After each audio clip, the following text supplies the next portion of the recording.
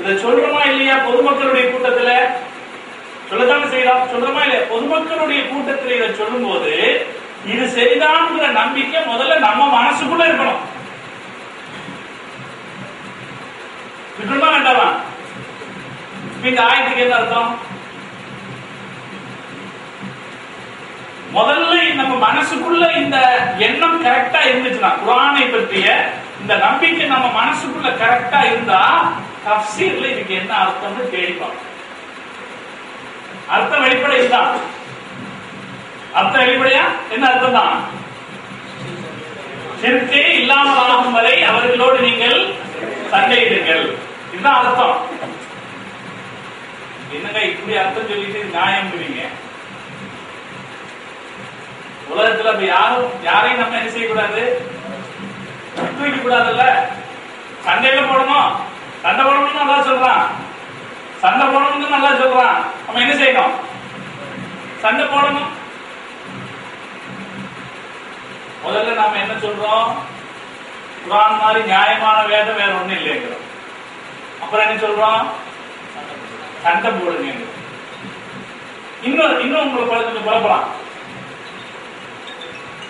இன்னும் கொஞ்சம் குழப்பலாம். அல்லாஹ் குர்ஆன்ல இன்னொரு இடத்துல சொல்றான், லா இக்ராஹ ஃபித்தீன். லா இக்ராஹ என்ன அர்த்தம்? சொல்லுங்க. லா இக்ராஹ ஃபித்தீன் என்ன அர்த்தம்? தீனில் அப்படின்னா என்ன அர்த்தம்? இங்கேயும் சொல்றேன், இங்கேயும் நம்ம கவனிக்கணும். தீனில் வற்புறுத்தல் இல்லைன்னா இதுக்கு இடையில என்னமோ ஒண்ணு இருக்கு. அது என்னன்னு கவனிக்கிறது தான் தஃப்சீர் படிக்கிறவங்களுக்கு அழகு. தஃப்சீர் படிச்சவங்களுக்கு அழகாது தான். தீனில் வற்புறுத்தல் இல்லைன்னு எவ்வளவு சொல்லிடுவான். யார் வேணாலும் சொல்லாமல்ல. லாவுக்கு இல்லைன்னு அர்த்தம், இக்ராஹ்னா நிர்பந்தம் அர்த்தம், தீனுக்கு தீனில் அர்த்தம் இல்லையா? அது யார் வேணாலும் சொல்லலாம். தஃப்சீர் படிச்சவங்க என்ன அர்த்தம் சொல்றது? லா இக்ராஹ ஃபித்தீன் என்ன அர்த்தம்? லா இக்ராஹ ஃபீ துகூலித் தீன். தீனில் நுழைவதில் நிர்பந்தம் இல்லை. யாரையும் என்ன செய்ய மாட்டோம்? கட்டியை காட்டி வா இஸ்லாத்துக்குன்னு சொல்ல மாட்டோம். அப்படி சொல்லுவோமா? அதான் இஸ்லாம் அப்படி சொல்லுச்சா? இஸ்லாத்துக்கு வரையா இல்லையா? கட்டி காட்டி யாரும் இஸ்லாத்துக்கு கொண்டு வந்தாங்களா? என்ன கொண்டு வந்தாங்களா?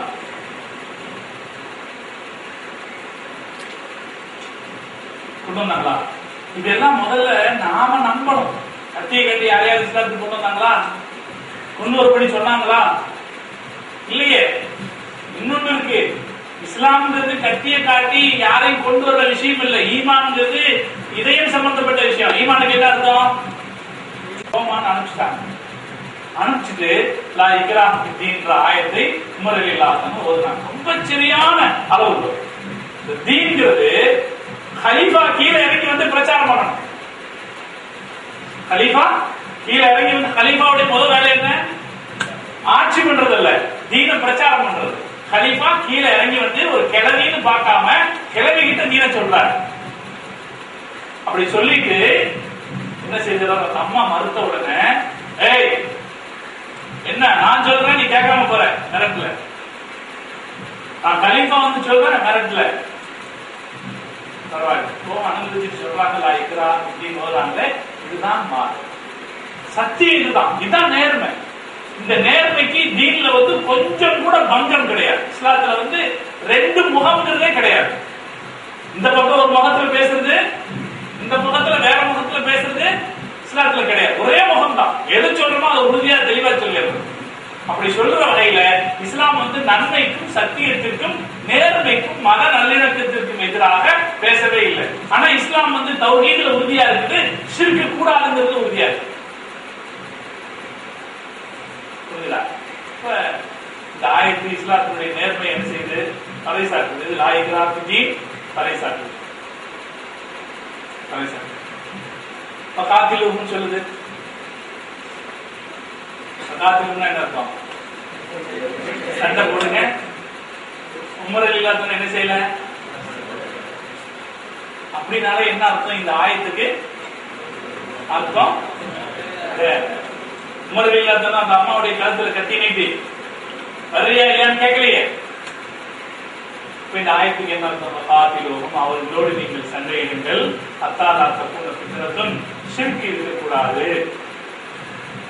தீனுக்குள்ள ஒரு இல்ல இந்த இடத்துல மாற்றம்ங்கிறது அல்லாஹ்வுடையதாக மாத்திரமே இருக்கணும். சண்டை இருக்கு சொன்னா தஃசீர்ல எடுத்து பாருங்க, போட்டிருப்பாங்க இது மக்காவுக்கு மாத்திரமே உண்டானது. இந்த இடத்துல ஃபித்னாவுக்கு ஷிர்க் என்ற அர்த்தம் சொல்லியவர்கள் என்றால் எந்த இடத்துக்கு மாத்திரம் உண்டானது? மக்காவுக்கு மாத்திரமே உண்டானது. மக்காவிலே தீனுல் இஸ்லாத்தை தவிர வேற எந்த தீனுக்கும் இனி அனுமதி கிடையாது. ஏன்னா இந்த ஆயத்து எது விஷயத்துல பேசுகிறதுனா பத்ர் யுத்தத்தினுடைய விஷயத்துல பேசுகிறது. அல்ல அன்பாலத்தி ஆயம் முழுசுமே எது சம்பந்தப்பட்டது? பத்ர் யுத்தம் சம்பந்தப்பட்டது. பத்ர் யுத்தம் சம்பந்தப்பட்ட நிறைய செய்திகள் அல்ல அன்பால தான் சொல்லப்படுது. நீங்க பத்ர் யுத்தம் சம்பந்தமான ஏதாவது விளக்கம் வேணும்னு நினைச்சா எங்க போய் பாத்துக்கலாம், குர்ஆன்ல எங்க போய் பாத்துக்கலாம், அல்ல அன்பால போய் பாத்துக்கலாம். அவ்வளவு ஆயத்துக்களும் பத்ர் யுத்தம் தொடர்பானது. எஸ் அருணகானில் அன்பான்னு வருது இல்லையா, அது கூட பத்ர் யுத்தம் தொடர்பானது. அதுல இருந்து பெரும்பாலும் கடைசி வரைக்கும் பத்ர் யுத்தம் தொடர்பான செய்திகள் தான் அது பேசுது. அதுல இந்த ஆயத்து வந்து பகாத்திலும் அவர்களோடு சண்டையிடுங்கள். யாரை குறிப்பிடுறது? மக்காவுடைய முஷ்ரிக்களை பகாத்திலும் நீங்கள் மக்கா காபிர்களோடு சண்டை போடுங்க.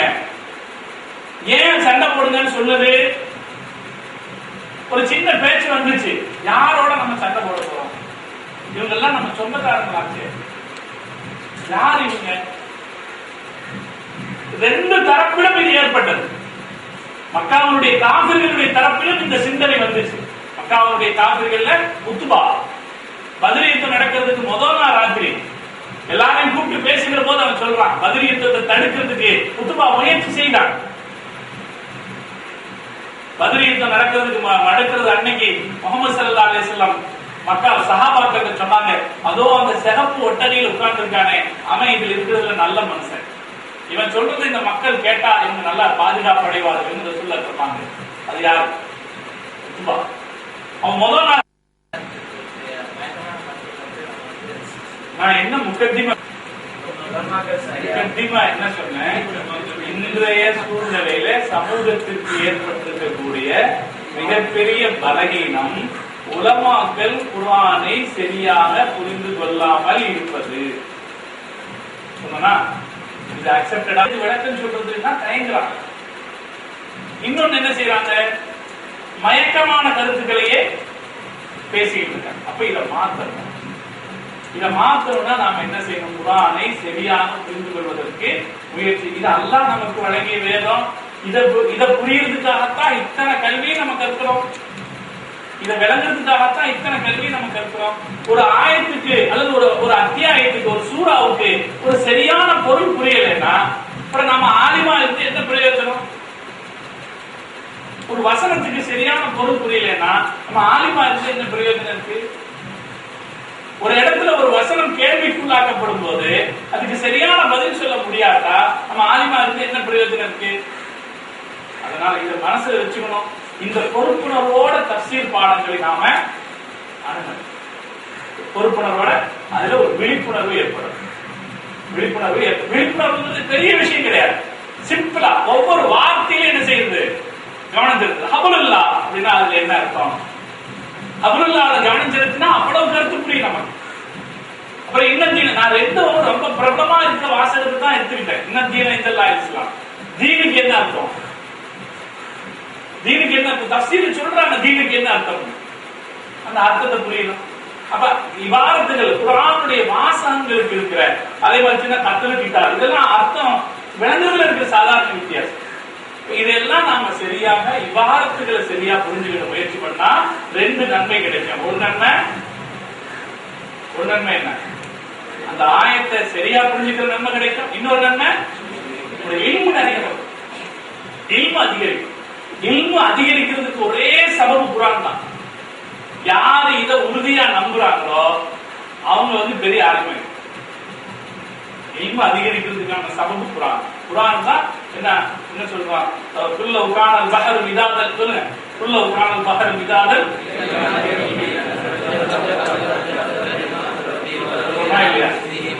சொல்றமா இல்லையா?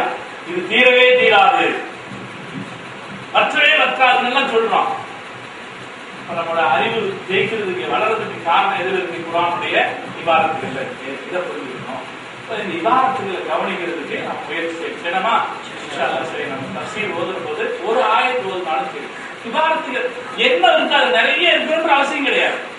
அதுல என்ன இருக்கோ அது, அந்த தஃசீர்ல என்ன சொன்னாங்களோ, இந்த ஆயத்துக்கு இந்த லஃப்லுக்கு என்ன இபாரத்துல அர்த்தம் சொன்னாங்களோ அந்த அர்த்தத்தை மனசுல பதிய வச்சு, அதுக்கப்புறம் என்ன செய்யணும், ஒரு தடவை நீங்க தஃசீர் அந்த பக்கம் வச்சு குர்ஆன் எடுத்து அதுக்கப்புறம் கலாம்களை சேர்த்து கலிமாக்களை பார்த்ததுக்கு அப்புறம் ஒரு கலாமை பார்த்துட்டா அந்த கலாமுக்கு என்ன அர்த்தம் சொல்றாங்க, என்ன சட்டம் சொல்றாங்க, இதை நாம புரிந்து கொள்ள முயற்சி செய்யும் போது என்ன வரும், இபாரத்துகளுக்கு சரியான அர்த்தம் என்னன்றது புரிய வரும். இல்லாட்டி இந்த அர்த்தத்துக்கு காத்திலோரும் இது யாரையும் தடுமாற வச்சிடும். தடுமாற வச்சிருமா இல்லையா? ஏன் நான் சொல்றேன், ஏன் அனுபவத்தில் ஏற்பட்டது, ஏன் நான் சொல்லி காமிச்ச அனுபவத்தில் ஏற்பட்டது. ஒரு நாள் இந்த ஆயத்தை பாக்குறேன், நான் தஃசீர் நான் பண்ற பள்ளிவாசல்ல இந்த ஆயத்தை பாக்குறேன். நான் எப்பவும் என்ன செய்வேன், கொஞ்சம் ஜாக்கிரதையா படிச்சிருவேன். காத்திலும் சண்டை போடுங்க, மனசுல வாங்கிக்குவேன். பல பேர் மனசுல வாங்காமே நம்ம அர்த்தம் வச்சிருவோம். நான் சண்டை போடுங்க, சண்டை போடுங்கன்னு யோசிக்கிறேன். இந்த சண்டை போடுங்கன்னு குர்ஆன் சொல்லுது, சொல்லாதே குர்ஆன். அதுதான் உண்மை. குர்ஆன் என்ன சொல்றது, சண்டை போடுங்கன்னு ஏன் சொல்லுது? அப்ப அங்க கேட்கிறோம் நம்ம, ஏன் குர்ஆனுடைய இயல்பு நம்ம புரிஞ்சுக்கணும். சண்டை, அப்ப சண்டை போடுங்கன்னு சொன்னா சண்டை தப்பில்லை. சண்டை, ஒருத்த ஒரு இடத்துல இருந்து ஒரு நகையை, ஒரு பொம்பளை கலந்து ஒரு நகையை பறிச்சுட்டு போறான். நம்ம அந்த திருடனை துரத்து சண்டை போடுறோம், தப்பா? அது சண்டை தப்பு கிடையாது. தர்மத்திற்காக நியாயத்துக்காக சண்டை போடணும். அப்ப இந்த இடத்துல அல்லாஹ் சண்டை போடுங்கன்னு சொன்னா அது எதுக்கான சண்டை? நியாயத்துக்கான. காத்திலும் சண்டை போடுங்க. இது ஏன் நான் உடனே உஷாராயிடுவேன்னா, பொதுமக்களுக்கு இடையில நம்ம போய் பயான் செய்ய போறோம்.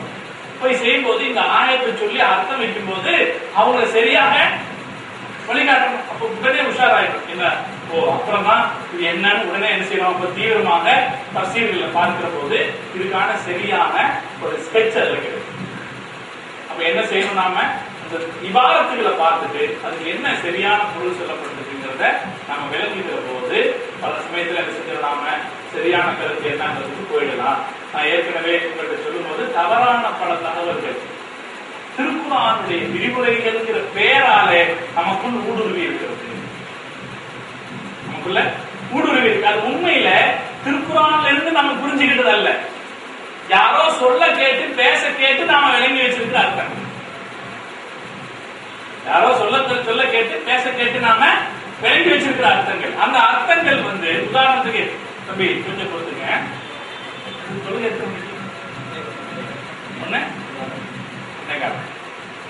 இன்னொரு ஆயத்து அதை சொல்லிடுறேன். அல்க ஷைத்தானு ஃபீ உம்னியத்தின் ஒரு ஆயத்து வருது.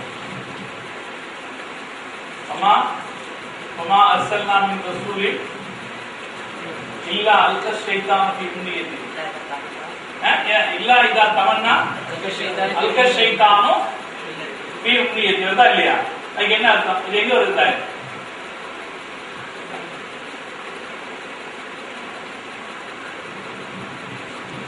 கம்ப்யூட்டர் கையில் வச்சுக்கிட்டு நாம என்ன செய்யறோம்? இந்த ஆயத்து எங்க வருது? ஆல இம்ரான்ல வருது. ஆல இம்ரான்ல வருது. ஹஜ்ஜில வருதா? சூரத்துல் ஹஜ்ஜில. உங்களை விட நான் பெரிய அர்த்தம் வருது. வமா அர்சல்னா மின் ரசூலின், எந்த தூதரையும் நாம் அனுப்பவில்லை.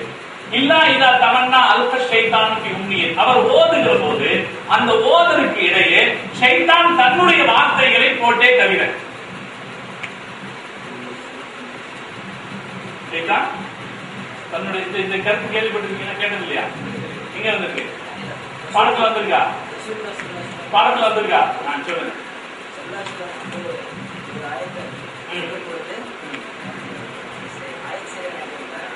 இந்த ஆயத்து சரி.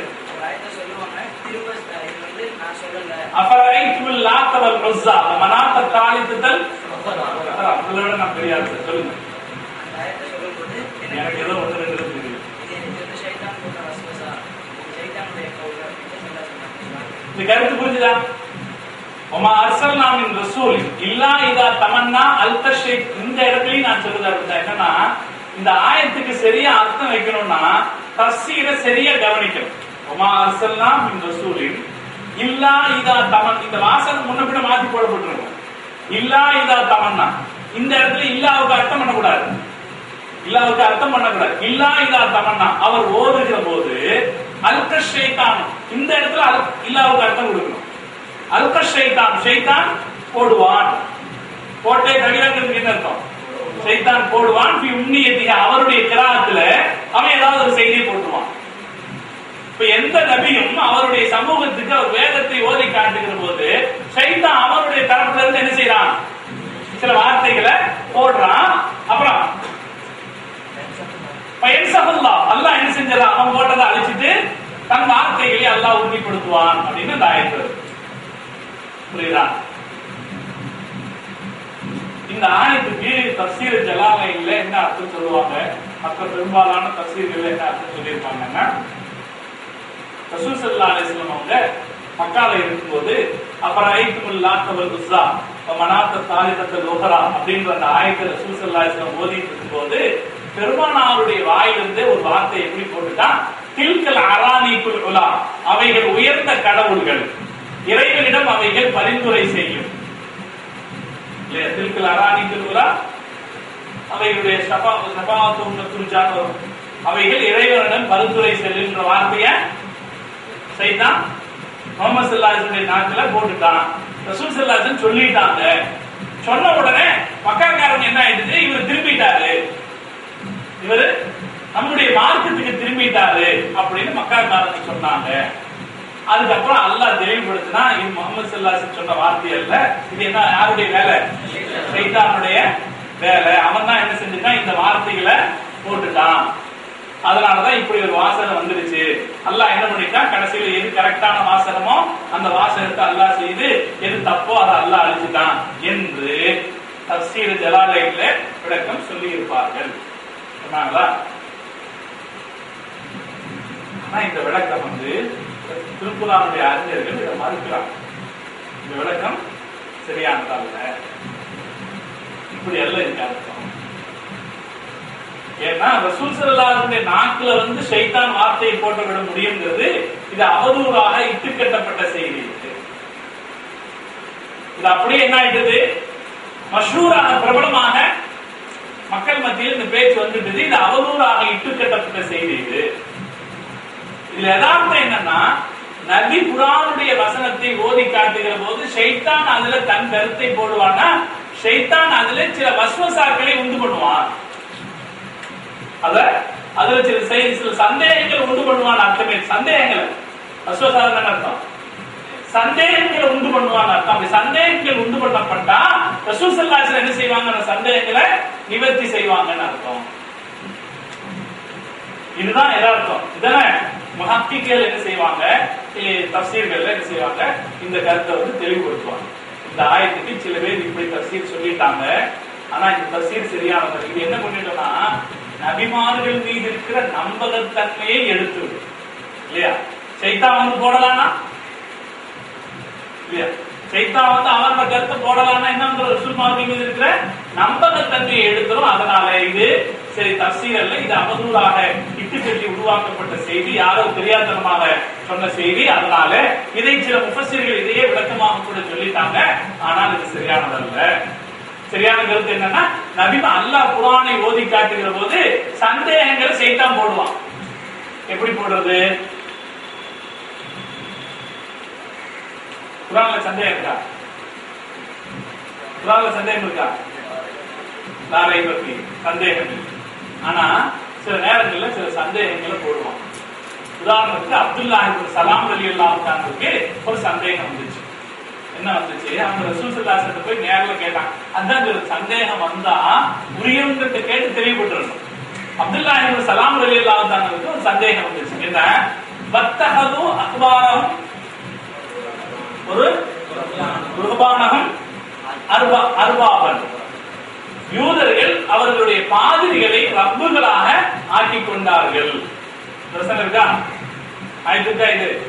இந்த ஆயத்தை வந்து ஓதுன உடனே அப்துல்லாஹ் இப்னு சலாம் ரலியல்லாஹு அன்ஹுக்கு ஒரு சந்தேகம் வந்துச்சு. நேர ரசூல் ஸல்லல்லாஹு அலைஹி வஸல்லம் போய் அவங்க கேட்டாங்க, யா ரசூலல்லாஹ், யூதர்கள் அப்படி அவங்களுடைய ரப்புகளை அவங்களுடைய பாதிரிகளை கடவுளா ஆக்கலையே, பாதிரிகள், ஏன்னா யூதர்களுக்கு ஒரு பெருமை இருக்கு, என்னன்னா பெரும்பாலும் அவன் சிலை வணக்கத்துக்கு போகாத, ஷிர்க்குக்கு உஸைர் அலைஹிஸ்ஸலாம் விஷயத்துல தவிர ஷிர்க்குக்கு போகாத சமுதாயம் யூத சமுதாயம். அப்படி இருக்கு. அவர் கேட்டாரு, அவங்களுடைய பாதிரியார்களை ரப்புகளாக ஆக்கிட்டதா சொல்றீங்களே, அப்படி இல்லையே அப்படின்னு சந்தேகம் கேட்டாங்களா? இப்ப நான் சொன்ன ஆயத்தெல்லாம் எழுதிட்டு நீங்க போய் தஃசீர் எடுத்து பார்த்துக்கணும் ஒரு தடவை, இப்படி இருக்குதா? அவர் கேட்டாரா இல்லையா? அவர் கேட்டார். அப்ப ரசூல் ஸல்லல்லாஹு அலைஹி வஸல்லம் அவரை திருப்பி கேட்டாங்க. அதுக்கு என்ன அர்த்தம் தெரியுமா? பாதிரியார்கள் ஹலால்னு சொன்னா ஹலால்னு ஒத்துக்கிறாங்களா இல்லையா? பாதிரியார்கள் ஹராம்னு சொன்னா ஹராம்னு ஒத்துக்கிறாங்களா இல்லையா அப்படின்னு கேட்டாங்க. ஆமா. ஹலால் ஆக்குறது ஹராம் ஆக்குறது யாரோட வேலை? அல்லாஹ்வுடைய வேலை. அப்படி இருக்க அல்லாஹ் ஹலால் ஆக்கிய இவங்க ஹராம் ஆக்குறாங்க, அதை அந்த மக்கள் ஒத்துக்கிறாங்க. அல்லாஹ் ஹராம் ஆக்கிய அவங்க ஹலால் ஆக்குறாங்க, அதை மக்கள் ஒத்துக்கிறாங்க. அப்படின்னா என்ன அர்த்தம்? பாதிரியார்களை ரப்புகளாக ஆக்கிக்கிட்டாங்கன்னு அர்த்தம் அப்படின்னு பெருமானார் ஸல்லல்லாஹு அலைஹி வஸல்லம் விளக்கம் சொன்னாங்க. இப்ப குர்ஆன்ல என்ன செய்யப்படுது? குர்ஆன் வசனங்கள் ஓதி காட்டப்படும் போது ஷைத்தான் அதிலே சில சந்தேகங்களை உண்டு பண்ணுகிறான். ரசூல் ஸல்லல்லாஹு அலைஹி வஸல்லம் அவர்கள் மூலமாக அல்லாஹ் என்ன செய்யறான்? தன்னுடைய வார்த்தையை உறுதிப்படுத்தி ஷைத்தானுடைய சந்தேகங்களை போக்கி விடுகிறான். இதுதான் இந்த ஆயத்துக்கு அர்த்தம். இப்ப குர்ஆனுடைய வசனங்களை விளங்குகிற போது நம்ம ஒரு ஆயத்துக்கு ஒரு கலாமை எடுத்து விளங்கும் போது அதுக்கு என்ன தஃசீர் சொல்லப்பட்டிருக்கு, அந்த இந்த இடத்துல எப்படி இதை கண்டுபிடிச்சாங்கன்னா, முஃபஸ்ஸிர்கள் என்ன செய்யறாங்க? இந்த ஆயத்தை இந்த தஃசீரை யோசிக்கிறாங்க. முதல் சில தஃசீர் இருக்கு இல்லையா, இப்னு ஜலாலைன்ல வர தஃசீரை யோசிக்கிறாங்க. யோசிக்கும் போது இந்த தஃசீர் சரியில்லையே, வெளிப்படையாக நபியினுடைய வார்த்தையிலேயே அவன் சைத்தான் சஞ்சலத்தை ஏற்படுத்திடலாம்னா அது சரியில்லையே.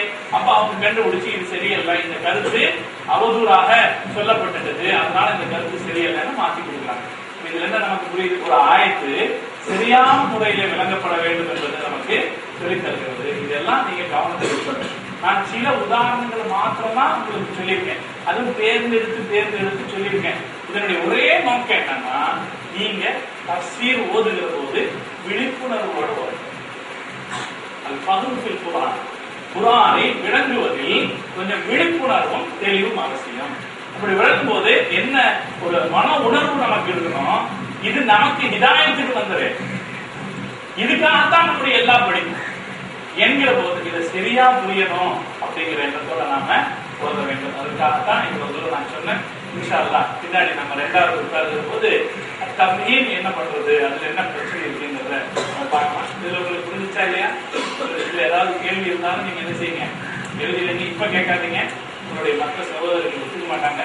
அதனால நீங்க இன்ஷா அல்லாஹ் தொழுதுக்கு அப்புறம் நம்ம தொழுதுட்டு சாப்பிட்டதுக்கு அப்புறம் இன்ஷா அல்லாஹ் கேட்குமா?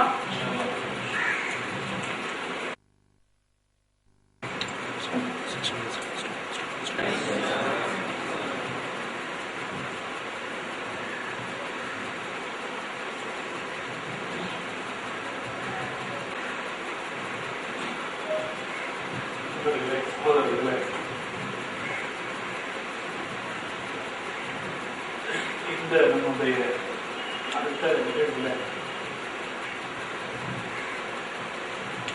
குர்ஆனை விவரிப்பது சம்பந்தமான சில விஷயங்களை நாம் தெரிந்துள்ளதை,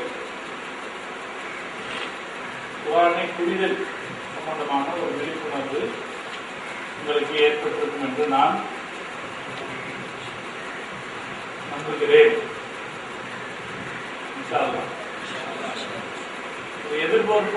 ஒரு எதிர்பார்ப்போடு தான் நான் பேசணும். இன்றைய இளைய தலைமுறை ஆளுங்களிடத்தில் இது விஷயத்தில் ஒரு மாற்றம் உண்டாக வேண்டும் என்ற ஒரு எதிர்பார்ப்புக்கு தான் நான் உங்களுக்கு பேசணும். நம்ம பெருமையாக நிறைய சொல்லுகிறோம், குர்ஆன் அப்படி இப்படி என்று நாம் நிறைய சொல்லுகிறோம், உண்மைதானே? ஆனால் நாம் சொல்லுகிற அளவுக்கு அதிலிருந்து அதில் நாம் யோசித்திருப்போமா? அதிலிருந்து நாம் பயன்பெற்றிருப்போமா? இதன் வழியாக நம்முடைய இல்மை நாம் பெருக்கிக் கொண்டிருப்போமா என்பது உண்மையில கேள்விக்குரிய விஷயங்கள். இந்த சிந்தனையை உங்களுடைய புதிய இளம் நெஞ்சங்கள்ல பதிய வச்சிடணும் என்பதுதான் நம்முடைய நோக்கம். அல்லாஹ் இதைக்கு நம்ம சிறந்த சீர்திருத்தத்தை ஏற்படுத்த அல்லாஹ் தௌஃபீக் செய்யணும். எவ்வளவு குர்ஆன் ஒரு பெரிய பொக்கிஷம். ஒவ்வொரு வார்த்தைகளிலும், ஒவ்வொரு வாசகத்திலும், வாசகங்களிலும் நிறைய அர்த்தங்களை உள்ளடக்கிய ஒரு வேதம். வேதம் அப்படின்னு சொன்னாலே அது சாதாரண புஸ்தகம் அல்ல. புஸ்தகத்திற்கும் வேதத்துக்கும் வித்தியாசம். வேதம் என்பது வேறு, புஸ்தகம் வேறு. வேதத்தினுடைய ஸ்பெஷாலிட்டி என்னன்னா அது சத்தியமாக இருக்கு. வேதம் அப்படிங்கிறது வேதத்தினுடைய முதல் கருத்து என்ன? வேதம் என்பது சத்தியம். இரண்டாவது சுருக்கம். வேதம் எப்படி இருக்க முடியாது? 10 வால்யூம்களில் ஒரு வேதம் இருக்க முடியாது இல்லையா? தஃசீர் கபீர் இத்தனை வால்யூம் இருக்கு, தஃசீர் ஜவாஹிருல் குர்ஆன் இத்தனை வால்யூம் இருக்கு, தஃசீர் இத்தனை வால்யூம் இருக்கலாம். வேதம் அப்படி அத்தனை வால்யூம் இல்லை. வேதம் என்பது சுருக்கமான, வேதம் என்பது சத்தியமானது, வேதம் என்பது சுருக்கமான. வேதம் என்பது எல்லாவற்றையும் உள்ளடக்கி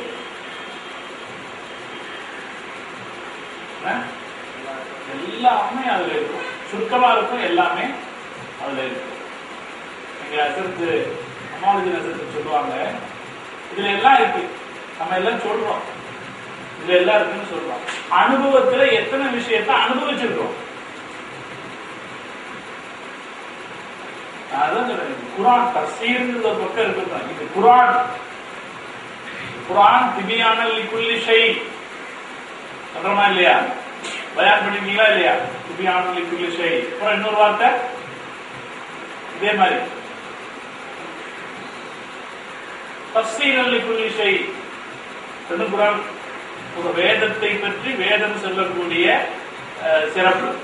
எல்லா விஷயங்களுக்கும் இதில் விளக்கம் இருக்கிறது. முதல் முஸ்லிம் சமுதாயம் இந்த விஷயத்தில் ஆழமான நம்பிக்கை கொண்டிருந்தது. சஹாபாக்கள் ஆழமான நம்பிக்கை, இதுதான் நமக்கு முடிவு செஞ்சாங்க. அதனால சொன்னாங்க, லவ் ஃபகத்து இகால பஈரி லவஜத்துஹு ஃபில் குர்ஆன். ஒட்டகையின் மூக்கணாங்கையில் காணாமல் போனாலும் நான் அதை குர்ஆனில் தேடி பார்ப்பேன் என்று சொன்னார். ஒட்டகையினுடைய மூக்கணாங்கையில் காணா போனா குர்ஆன்ல தேடி பார்ப்பேன் என்ன சொன்னாரு?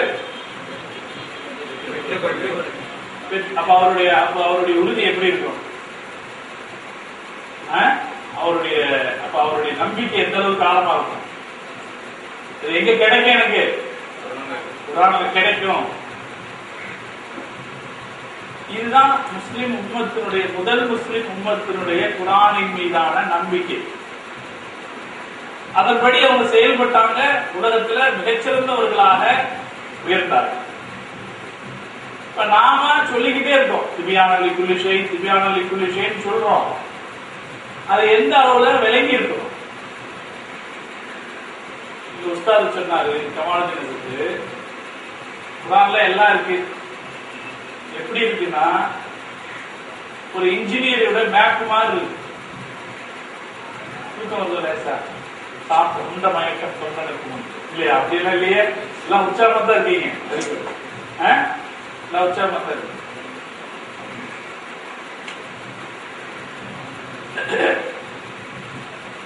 என்ன சொல்றோம்? துபியானம் எல்லாம் இதுமே கமாலுதீன் சொல்லுவாங்க, இன்ஜினியரோட மேப் மாதிரி. ஒரு சின்ன பேப்பர்ல என்ன செய்திருப்பாரு? முழு கட்டடத்தையும் வச்சிருப்பாரு. அதுல பார்த்து யார் இன்ஜினியரா இருக்காரோ அவரு இன்னொரு இன்ஜினியர் அதை பார்த்து என்ன செய்வாரு? இது ரூம், இது ஜன்னல், இது அப்ப இன்ஜினியரிங் தெரிஞ்சிருந்தவங்களுக்கு அந்த கட்டடம் அப்படியே முழுசா மனசுல வந்துடும். இது கட்டடமாய் வரும்போது இப்படி இருக்கும். இன்ஜினியரிங் படிக்காதவங்களுக்கு அது வெறும் கோடு தான், படிச்சவங்களுக்கு அது பில்டிங். இதே போலத்தான் குர்ஆனில் எல்லாம் இருக்கிறது. நாம் அதற்குரிய தகுதியோடும் நல்லூரோடும். இந்த நல்லூருங்கிற வார்த்தையை எழுதி வச்சுட்டு நான் இதை முடிக்கிறதுக்கு முன்னாடி நீங்க எங்கிட்ட கேட்கணும். குர்ஆன்ல நல்லூர் பற்றி சொன்னீங்க, அது என்னன்னு கேள்வி நான் சொல்லுவேன். நல்லூரோடு குர்ஆன்ல பார்த்தோம்னா என்ன இருக்கு? எல்லாமே முழுசா இருக்கிறது. எல்லாம் வேதத்தினுடைய திறன், வேதத்தினுடைய இயல்பு. வேதம் என்பது சுருக்கமா இருக்கும், ஆனா எல்லாத்தையும் சொல்லி இருக்கிறது. வேதத்தினுடைய இயல்பு, குர்ஆனுடைய இயல்பு அப்படின்னா எல்லாம் இதுல இருக்குன்னு நம்ம சொல்லிக்கிட்டு இருக்கிற இந்த வேதத்தை பத்தி நாம எவ்வளவு தூரம் அதை அனுபவித்திருக்கிறோம். அனுபவிக்கணுமா இல்லையா? நம்ம அனுபவிச்சாதான் நாம சொல்ல முடியும். அந்த அனுபவத்துக்கு நாம என்ன முயற்சி எடுக்கணும்? நம்மளுடைய நம்பிக்கை கிறிஸ்தவர்கள் பைபிள் மீது வைத்திருக்கிற நம்பிக்கை மாதிரி அல்ல. கிறிஸ்தவர்கள் பைபிளை வச்சிருக்காங்க, பைபிளை வச்சிருக்காங்க, பைபிளை நம்பல, நம்பிக்கை வைக்க.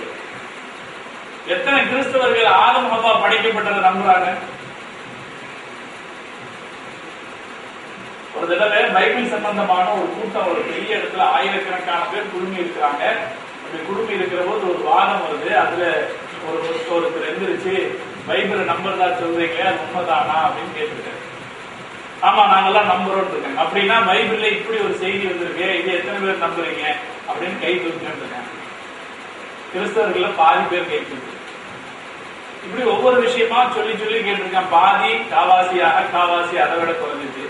கடைசியில ஆதம் ஹவ்வா படைக்கப்பட்டதாக பைபிள் சொல்லக்கூடிய வரலாறு, அதன் வழியாகத்தான் மனித சமூகம் வந்துச்சுங்கிற செய்திய நீங்க எத்தனை பேர் நம்புறீங்கன்னு கேட்டதுக்கு 17 பேர் மட்டும் கேட்க. ஆயிரக்கணக்கான கிறிஸ்தவர்கள் இந்த இடத்துல 17 பேர் தான் இதுக்கு கை தூக்கலாம். இவெல்லாம் எதை நம்பிட்டு இருக்க? சயின்ஸ் நம்பிட்டு இருக்க. நீங்க இன்னொரு கொஸ்டின் எடுத்து வச்சுக்கீங்க, குர்ஆனும் சயின்ஸ். இன்ஷா அல்லாஹ் கேட்டா நான் இன்ஷா அல்லாஹ் இருக்கேன்னு சொல்லுவேன். ஞாபகம் சரியா? இப்ப பைபிளை பத்தி கிறிஸ்தவர்கள் வச்சிருக்கிற நம்பிக்கை மாதிரி அல்ல நம்மளோட நம்பிக்கை. நாம என்ன நம்புறோம்? ஒரு ஹர்ஃப கூட நாம விடுறது தேவையில்லை. முஸ்லிம்கள் குர்ஆன் விஷயத்தில் வைத்திருக்கிற நம்பிக்கை என்ன? ஒரு ஹர்ஃப கூட நாம நம்பாமல் இருக்க தயாராக இல்லை. அல்லாஹ் பாருங்க எவ்வளவு பெரிய மகத்துவம் மிக்கவன் அலிஃப் லாம் மீம்ன்ற ஒரு எழுத்து வச்சு இதை உறுதிப்படுத்திட்டான். என்னன்னு புரியாது, நம்புறோம் இல்லையா? இந்த உலகத்துக்கு நாம நிரூபிச்சிடமா? எங்களுக்கு குர்ஆன்ல ஒரு ஹர்ஃப கூட நாம மறுக்க மாட்டோம். அலிஃப் லாம் மீம் அல்லாஹ் சொன்னா அது என்னமோ அர்த்தம் இருக்குது எங்களுக்கு தெரியல, அவ்வளவுதான், எங்களால புரிஞ்சுக்க முடியல. வேதம்ன்றது எல்லா விஷயத்தையும் புரிஞ்சுக்கணுங்கிற அவசியம் கிடையாது. வேதம் அப்படிங்கிறது எல்லாமே எல்லாருக்கும் புரியணுன்ற அவசியம் கிடையாது. அது ஒன்றும் ஆனந்த விடன் புத்தகமும் குமுதமும் கிடையாது. அது வேதம், வேதத்தினுடைய இயல்பு அப்படித்தான் இருக்கும். அதனால நாங்க எல்லாத்தையும் நம்புறோம் அப்படின்னு நம்ம சொல்றதுக்கு அலிஃப் லாம் மீமும் ஹாமீனும் யாசீனும் தாஹாவும் ஒரு உதாரணமான ஆதாரமான அமைஞ்சது. அப்ப நாம குர்ஆனை நம்பி இருக்கிற விதம் அப்படிப்பட்டது. அப்படி இருக்கிற போது அதை புரிந்து கொள்வதில் நாம என்ன செய்யணும்? முழு கவனம் செலுத்தணுங்கிறது தான் நான் மீண்டும் மீண்டும் திரும்ப சொல்றேன். நீங்க மற்ற விஷயங்களை நாம நிறைய பேசுறது விட தஃப்சீர்னா என்ன, தஃப்சீருடைய வகைகள் எப்படி இருக்கு அப்படின்றதெல்லாம் பேசுறதுக்கு அது ஈஸியா நீங்க செய்துக்கலாம். அன்பாவது தஃப்சீர்னு இன்டர்நெட்ல ஒரு டைப் படிச்சீங்கன்னா அது கிடைச்சது வேணா நானும் தந்துருவேன். எவ்வளவு அதெல்லாம் நீங்களும் படிச்சிருப்பீங்க இல்லையா? தஃப்சீர்ல எத்தனை வகை இருக்குன்னு படிச்சிருக்கீங்களா இல்லையா? தஃப்சீர் பில் மாசூர் இருக்கு, தஃப்சீர் பில் ராயி இருக்குது. இதெல்லாம் சிம்பிள் மேட்டர், இதெல்லாம் படிச்சுக்கலாம். நீங்க தேடி பார்த்தா தஃப்சீர் இப்னு கஸீரா தஃப்சீர் பில் மாசூர் வகையை சார்ந்தது, தஃப்சீர் கபீரா தஃப்சீர் பில் ராயி வகையை சார்ந்தது, தஃப்சீர் காசினா அது தஃப்சீர் தாரீதி வகையை சார்ந்தது, தஃப்சீர் ஜவாஹிர் குர்ஆனா அது இல்மி பஹத்தி வகையை சார்ந்தது. இது ஒரு பெரிய மேட்டர் கிடையாது. இதுல வெறும் நாலேஜ் ஜாஸ்தியா, நாலேஜ் ஜாஸ்தி ஆகிறத விட நான் என்ன சொல்ல, நமக்கு என்ன ஜாஸ்தி இப்ப வேண்டி இருக்குதுன்னா உணர்வு தான் வேண்டியது. நம்மகிட்ட அந்த விழிப்புணர்வு தான் வேண்டியது. அதைத்தான் நான் திரும்ப திரும்ப உங்களிடத்துல ஞாபகப்படுத்துறேன். இன்னைக்கு இது விஷயத்துல ஒரு சரியான ரூட்டுக்கு நாம தயாராயிட்டோம்னா அல்லாஹ் நம்மளை சிறந்த ஆளுங்களாக உருவாக்குவார். அதுக்கு நல்லா உதவி செய்வாங்க. நம்ம தயாராயிடுமா? நீங்க அப்படி பாருங்க, ரொம்ப மனசுல இது பண்ணிக்கிறது. சாதாரணமா இந்த எண்ணத்தை வச்சுக்கிட்டு பார்க்க ஆரம்பிக்கும். சீர் படிக்கிற போது இந்த எண்ணத்தை வச்சுக்கிட்டு நம்ம என்ன சொன்னோமோ அதை டிஸ்கஸ் பண்ணுங்க. உங்களுக்குள்ள டிஸ்கஸ் பண்ணி என்ன சொன்னா என்ன பேசப்பட்டது டிஸ்கஸ் பண்ணுங்க. டிஸ்கஸ் பண்ணி திரும்ப ஒரு தடவை இதை போட்டு கேட்கணும்னா திரும்ப ஒரு தடவை போட்டு கேட்டு என்ன சொல்லப்பட்டதுன்னு நோட் பண்ணிக்கிங்க. பண்ணிட்டு இது சரிதான், இது எப்படி செய்யணும் அப்படிங்கிறத பத்தி நீங்க இன்ஷா அல்லாஹ் பேசணும். அப்ப இன்ஷா அல்லாஹ் அதுல வந்து பலமான வெற்றி எல்லாம் நமக்கு தருவான். நம்ம மூலமாக இந்த செய்தி என்ன ஆகும்னா நம்மை சார்ந்த மற்ற உலமாக்களுக்கு பாருங்க. நம்ம அப்படி ரெடியாகி விடும்போது நம்மை சார்ந்த மற்ற உலமாக்களுக்கு இது வரும். இதற்கு அடுத்து இந்த விவாதத்தை எப்படி எடுத்துட்டு போறான்னு இன்ஷா அல்லாஹ் நம்ம பின்னாடி செய்வோம், யோசிப்போம். இப்போதைக்கு குர்ஆனை விளங்கிக் கொள்கிற விஷயத்தில் நமக்கு ஒரு விழிப்புணர்வு அவசியம். மயக்க நிலையிலிருந்து நாம வெளியேறி வர வேண்டும். இது நீங்க புரிஞ்சுக்கிறீங்க.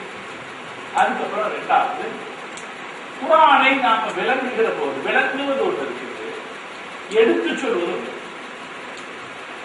நாம விளங்குறது நமக்கு மாத்திரமே அல்ல, இல்லையா?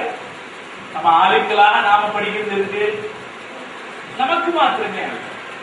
ஆளுங்களாக நாம படிக்கிறது படிச்சுட்டு அதன் சரியான சாறு அதனுடைய எசன்ஸ எடுத்து மக்களுக்கு சொல்லுகிற போது தெளிவாக அவங்களுடைய மனசுல பதிகிற மாதிரி நாம சொல்லணும். குர்ஆன்ல இவ்வளவு இருக்கிறது என்ற மதிப்பு மரியாதையும் அவங்களுக்கு ஏற்படும். ஒரு இடத்துல நான் போய் இமாமா சேர்ந்தேன். அது வந்து நிறைய கல்லூரிகள் இருக்கிற இடம், கல்லூரிகளும் நிறைய படிச்சவங்க இருக்கிற இடம். ஒரு 15-20 வருஷத்துக்கு முன்னாடி அப்படி இமாமா சேரும் போது என் மனசுக்குள்ளார ஒரு நியத்து இருக்கு. என்ன நியத்துனா, இவங்க மத்தியில தீனை பற்றிய ஒரு மரியாதை ஏற்பட வேண்டும். தீனை பற்றி நீ என்ன செய்ய போற, நம்ம இவங்க மத்தியில என்ன, இவங்க எல்லாம் யாரு? படிச்சவங்க. படிச்சவங்கனால அவங்க வந்து தீனை அணுகிறதுக்கு ஒரு மெத்தட் வச்சிருக்காங்க, இல்லையா? தீனை பற்றி தீன அவங்களுக்கு சரியா சொல்லிக் கொடுக்கப்படல. அதனால அவங்களுடைய அபிப்பிராயங்கள் எப்படி இருக்கும்னா கொஞ்சம் முன்ன பின்ன இருக்கும் அவங்களுக்கு, இல்லையா? ஒரு படிச்சவர் அன்னைக்கு சொல்றாரு, நீங்க இந்த கல்லெறிந்து கொள்ளுதல் சட்டம் எல்லாம் இல்லைங்க, அதெல்லாம் பழசு, பழைய காலத்துல படிச்சா அதெல்லாம் கிடையாதுங்க. இன்னும் பாருங்க சில முஸ்லீம்கள் அதை சொல்லிட்டு இருக்கிறாங்க முட்டாள்தனமா. அது நீங்க சொல்றது எங்கனே சொல்றாரு. நான் வந்து கொஞ்சம் அப்படி உட்கார்ந்தேன், இவருக்கு சரியா புரிய வைக்கணும். எல்லால இருந்து கொள்ளுதல் அப்படிங்கிற விஷயத்த இவருக்கு சரியா புரிய வைக்கணும். சரியா புரிய வைக்காட்டி என்ன நடக்கும் தெரியுமா? இவர் நம்மையும் விட்டுருவாரு, அவர் கருத்து விட மாட்டாரு. ஓ, இந்த அஜர் தான் அந்த கூட்டத்தை சேர்ந்தவர் தான் அப்படின்னு, இல்லையா? அதனால சரியா புரிய வைக்கணும். அதனால பேசிக்கிட்டே கொஞ்ச நேரம் கழிச்சு நான் என்ன சொன்னேன், சமீபத்துல வந்துங்க டெல்லியில ஒரு பொண்ணை வந்து 4 பேர் நடு ரோட்ல வந்து ஊரே பார்க்க கற்பழிச்சுட்டாங்க. எவ்வளவு குடும்பம் நடக்குது, எப்படியெல்லாம் குற்றம் நடக்குதுன்னு பேசும்போது டக்குன்னு அவர் சொன்னார், அந்த மாதிரி பட்டவங்க நடு ரோட்ல நிக்க வச்சு சுடணும். அவரை அந்த மாதிரி பட்டால நடு ரோட்ல நிக்க வச்சு சுடணும். நான் சொன்னேன், அந்த மாதிரி பட்டவனுக்கு தான் இந்த தண்டனையை மாற்றம் கொடுத்துருக்கீங்க. ரஜிமுங்கிற தண்டனை யாருக்கு கொடுக்கப்படும்? ஜானி மஹசின். எப்படி இருக்கணும்? ஜானி மஹசினுக்கு மட்டுமல்ல ரஜிம். 4 சாட்சி வேணும், சாட்சிகள். அப்ப 4 பேர் நடக்க, 4 பேர் பார்க்க இந்த குற்றம் நடந்திருக்கும். இது எவ்வளவு கடுமையான விஷயம். இரண்டாவது, இந்த குற்றத்திற்கான ஷாஹித் எப்படி தெரியுமா இருக்கணும்? சும்மா ஒரு ஆணும் கொண்டு ரூம்குள்ள இருந்தது நான் பார்த்தேன்ற ஷாஹித் அல்ல. அந்த ஷாஹித் அல்ல. எப்படி ஷாஹித்? குற்றத்தின் முழு அம்சத்தையும் கண்ணால் பார்த்த ஷாஹித். சும்மா கூட இருந்தாரு, ஒரு பொண்ணை கட்டி பிடிச்சிட்டு இருந்தாரு, அந்த சாட்சி இல்ல. அந்த சாட்சி சொன்னா அவன் மாட்டிக்குவான், இல்லையா? அதுல அந்த இதுல உண்டான ஷாஹிதுகளுக்கு அவ்வளவு அம்சம் இருக்கு. ஷாஹித் எப்படி இருக்கு? இப்படி இருக்கணும். இப்படி இருந்தால்தான் இந்த 4 பேர் பார்க்க ஒரு விபச்சாரம் என்பது அந்த விபச்சாரத்தின் முழு அம்சங்களோடு 4 பேர் பார்க்க நடந்துச்சுன்னா அவனுக்கு இந்த மாதிரி தண்டனை கொடுத்து என்ன சொல்லப்படுது. அப்படி இல்லாட்டி இக்ரார் பண்றவர் அது தனி சப்ஜெக்ட். இக்ரார் பண்றவர் பேச்சே வேற. அதுல நீங்களும் நானும் இடைய போகவே கூடாது. இக்ரார் பண்றவர் பேச்சு அது வேற. ரசூல் ஸல்லல்லாஹு அலைஹி வஸல்லம் தண்டனை கொடுத்தாங்களே யாருக்கு? நீங்க எல்லாம் சொல்லணும். யாருக்கு? சொல்லணும். அவரு இக்ரார் பண்ணவர். இக்ரார் பண்ணவருக்கு மேட்ரே அல்லாஹ்வுக்கு அவருக்கு உண்டானது. அந்த பேச்சு எடுக்காதீங்க. இப்ப வேற ஆளுக்கு தண்டனையாக கொடுக்கப்படுவது. இக்ரார் பண்ணவருக்கு கொடுக்கிறது தௌபா. சரியா? இல்லாத ஆளுக்கு சாட்சிகள் மூலம் நிரூபிக்கப்பட்டவருக்கு கொடுக்கிறதா தண்டனை. இந்த தண்டனை யாருக்கு கொடுப்போம்? 4 பேர் பார்க்க. 4 பேர் பார்க்க நடக்கிற போது தண்டனை என்ன செய்வோம்? கொடுப்போம் அப்படின்னு சொன்னா யாரும் என்ன செய்வாங்க? சரிதான். இப்ப அவர் சொன்னார் சுட்டுக்கொள் 4 பேர் பார்க்க சுட்டுக்கொள்னு சொன்னீங்க இல்லையா? உங்களுக்கு சுடுறது லேசா தெரியுது. அது மாதிரிதான் என்னது கல்லால இருந்து கொள்றதும் இது மாதிரியான விஷயம் தான் அப்படின்னு சொன்னதுக்கு அப்புறம் உஷாரானார். அப்புறம் அவர் யோசிக்கிறாரு, சரி இந்த விஷயத்துல நம்ம பேசுறோம். அதுக்கப்புறம் நான் அவர்கிட்ட சொன்னேன், சார் சார் ஒரு விஷயத்தை மட்டும் நான் உங்களுக்கு சொல்றேன். உங்களுடைய அறிவை எப்போதுமே அல்லாஹ் ரசூலுக்கு கீழே வச்சிருக்கு. சொன்ன உடனே அந்த மனுஷன் அப்படியே அடங்கி போயிட்டார். இதே விஷயத்த நாம நாசூக்கா சொல்லாம சொல்லியிருந்தோம்னா அவர் தீனுக்கு எதிரானவரா மாறி இருப்பார். அப்படித்தானே? ஒரு நாசூக்கா நாம சொல்லும் போது இப்படி சொல்றேன், சார் நீங்க எப்பவுமே ஒரு விஷயம் ஞாபகத்துல வைங்க சார், உங்க அறிவை உங்க சிந்தனைய அல்லாஹ் ரசூலுக்கு கீழே வைங்க சார் அப்படின்னு ஒண்ணு அப்படியே மாறி போயிட்டாரு. அப்ப அவர் சொல்றாரு, உங்களை மாதிரி சொன்னா யாருமே ஒத்துக்காம இருப்பாங்க. இதுதான் நீங்க நாம என்ன செய்ய வேண்டியது? எடுத்து சொல்ற விதத்துல ரொம்ப எச்சரிக்கையாக எடுத்து சொல்ல வேண்டியது.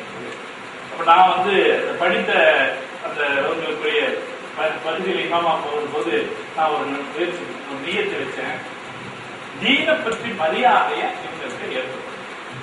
அது அந்த ஆரம்ப நேரத்துல ஓதி முடிச்சுட்டு போன அந்த ஆரம்ப இவ்வளவுலாம் அனுபவம் ஏற்பட்ட நேரம் இல்ல, ஆரம்ப நேரத்துல ஒரு இயல்பாக ஒரு ஆலிமுக்கு இருக்கிற உற்சாகம் இருக்கு இல்லையா, அந்த உற்சாகத்துல ஏற்பட்ட ஒரு நியத்து.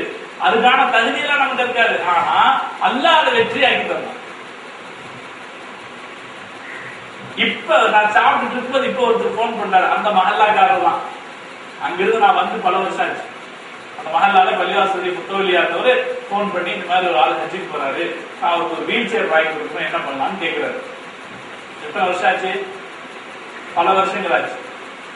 பல வருஷங்களாக இன்னும் அவங்க என்ன செய்யறாங்க? அவர் ஒரு professor, government Coimbatore government arts காலேஜ்ல ப்ரொஃபஸரா இருந்தவர்.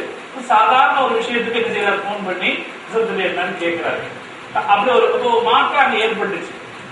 இப்ப என்ன காரணம்? ஒரு நியத்து நம்ம நல்லா இருக்கு. நம்மகிட்ட இருந்தது என்னதான்?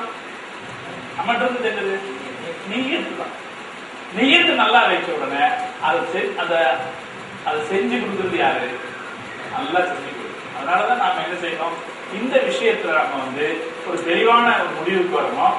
நாம விளங்கிக் கொள்றது நம்ம கடமை, விலக்கி வைக்க வேண்டியதும் நம்ம கடமை. இப்ப நாம விலக்கி வைக்கிறதுக்கு சேர்ந்துதான் என்ன செய்யறோம்? தஃசீர் படிக்கிறோம் இல்லையா? அப்படி குர்ஆன் அது எதை விலக்கி வைக்கிறோம்? குர்ஆனை விலக்கி வைக்கிறோம். குர்ஆனை நாம விலக்கி வைக்கும் போது நல்லா தெரிஞ்சுக்கணும், நாம விலக்கி வைக்கிறது தான் அவங்களுடைய மனசுல இது போய் பதிய போகுது. அப்ப அவங்களுடைய மனசுல குர்ஆனை பற்றிய மரியாதையை நம்ம ஏற்படுத்தணும்னா அதை சரியா விலக்கி வைக்கிறதுக்கு நாம என்ன ரிஸ்க் எடுக்கணும்? இதுதான் சொல்றோம். ஆலிம்களுடைய பங்கு ரொம்ப நாசூக்கான முக்கியமான பங்கு. சரியா செஞ்சுட்டாங்கன்னா அவங்க கோட்டை, சரியா செஞ்சுட்டாங்கன்னா அவங்க பலமான கோட்டை, சரியா செய்ய தவறிட்டாங்கன்னா அவங்க தான் பலகீனமான கோட்டை. சரிதானா? சரிதானா? இதை நீங்க ஞாபகத்தில் வச்சுக்கணும். நாம என்ன செய்யணும்? அப்ப தஃசீர் ஓதுகிற போது இதையும் ஒரு சைடு பை சைடா கவனத்தில் வச்சுக்கிட்டு தஃசீர் ஓதணும். இதுக்கு ஒரு டிப்ஸ் சொல்றேன். நாம என்ன செய்யணும்னா மக்களிடத்துல தஃசீர் பண்றது வேற. நம்ம இப்படி பேச முடியுமா மக்களிடத்துல தஃசீர் பண்றது? அது எப்படி பண்றதுன்னு அதுக்கு ஒரு தரிசு இருக்கு. மக்களிடத்துல போய் அல்ஹம்துலில்லாஹி ரப்பில் ஆலமீன், இந்த அலிஃப் லாம் ஜின்ஸுக்குரியது, அல்ல அலிஃப் லாம் ஜின்ஸுக்குரியது அப்படியே சொல்லுவோம். அலிஃப் லாம் ஜின்ஸுக்குரியதா இஸ்திக்ராருக்குரியதா? இப்ப பாருங்க, இந்த அலிஃப் லாம் ஜின்ஸுக்குரியது, இஸ்திக்ராருக்குரியது. ஹம்துக்கு என்ன அர்த்தம்? தனாவு ஜமீல். இதுதானே? இதெல்லாம் மற்ற சொல்லிட்டு இருந்தோம். அது எப்படி மக்கள் போய் சொல்றது?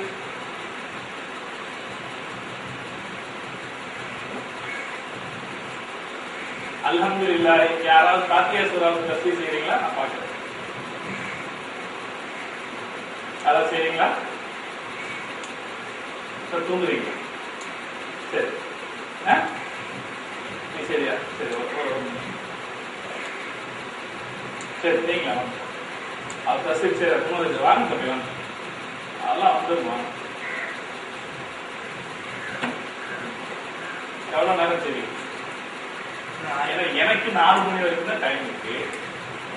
நீ உங்களுக்கு எவ்வளவு நேரம் இருக்கு? சீக்கிரம் வாங்க. இல்ல எந்திரிச்சு எந்திரிச்சு அப்படிதான் பழகுறது. எப்படி பழகுறது?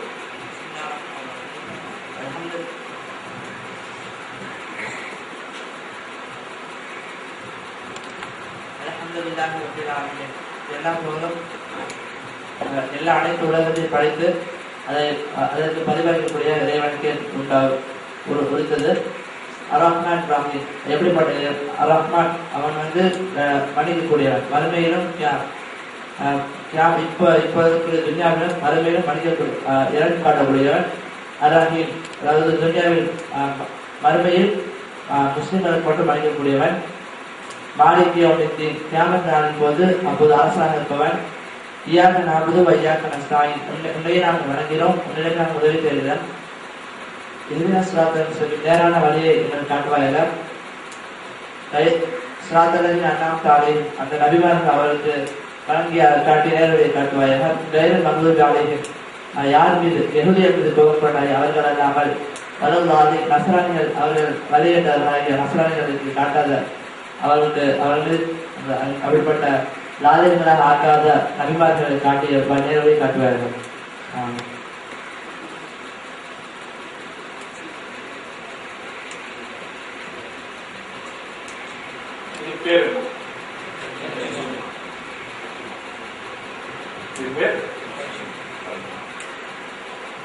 நான் உங்களுக்கு சிம்பிளா சொல்றேன், எப்படி சொல்லலாம்.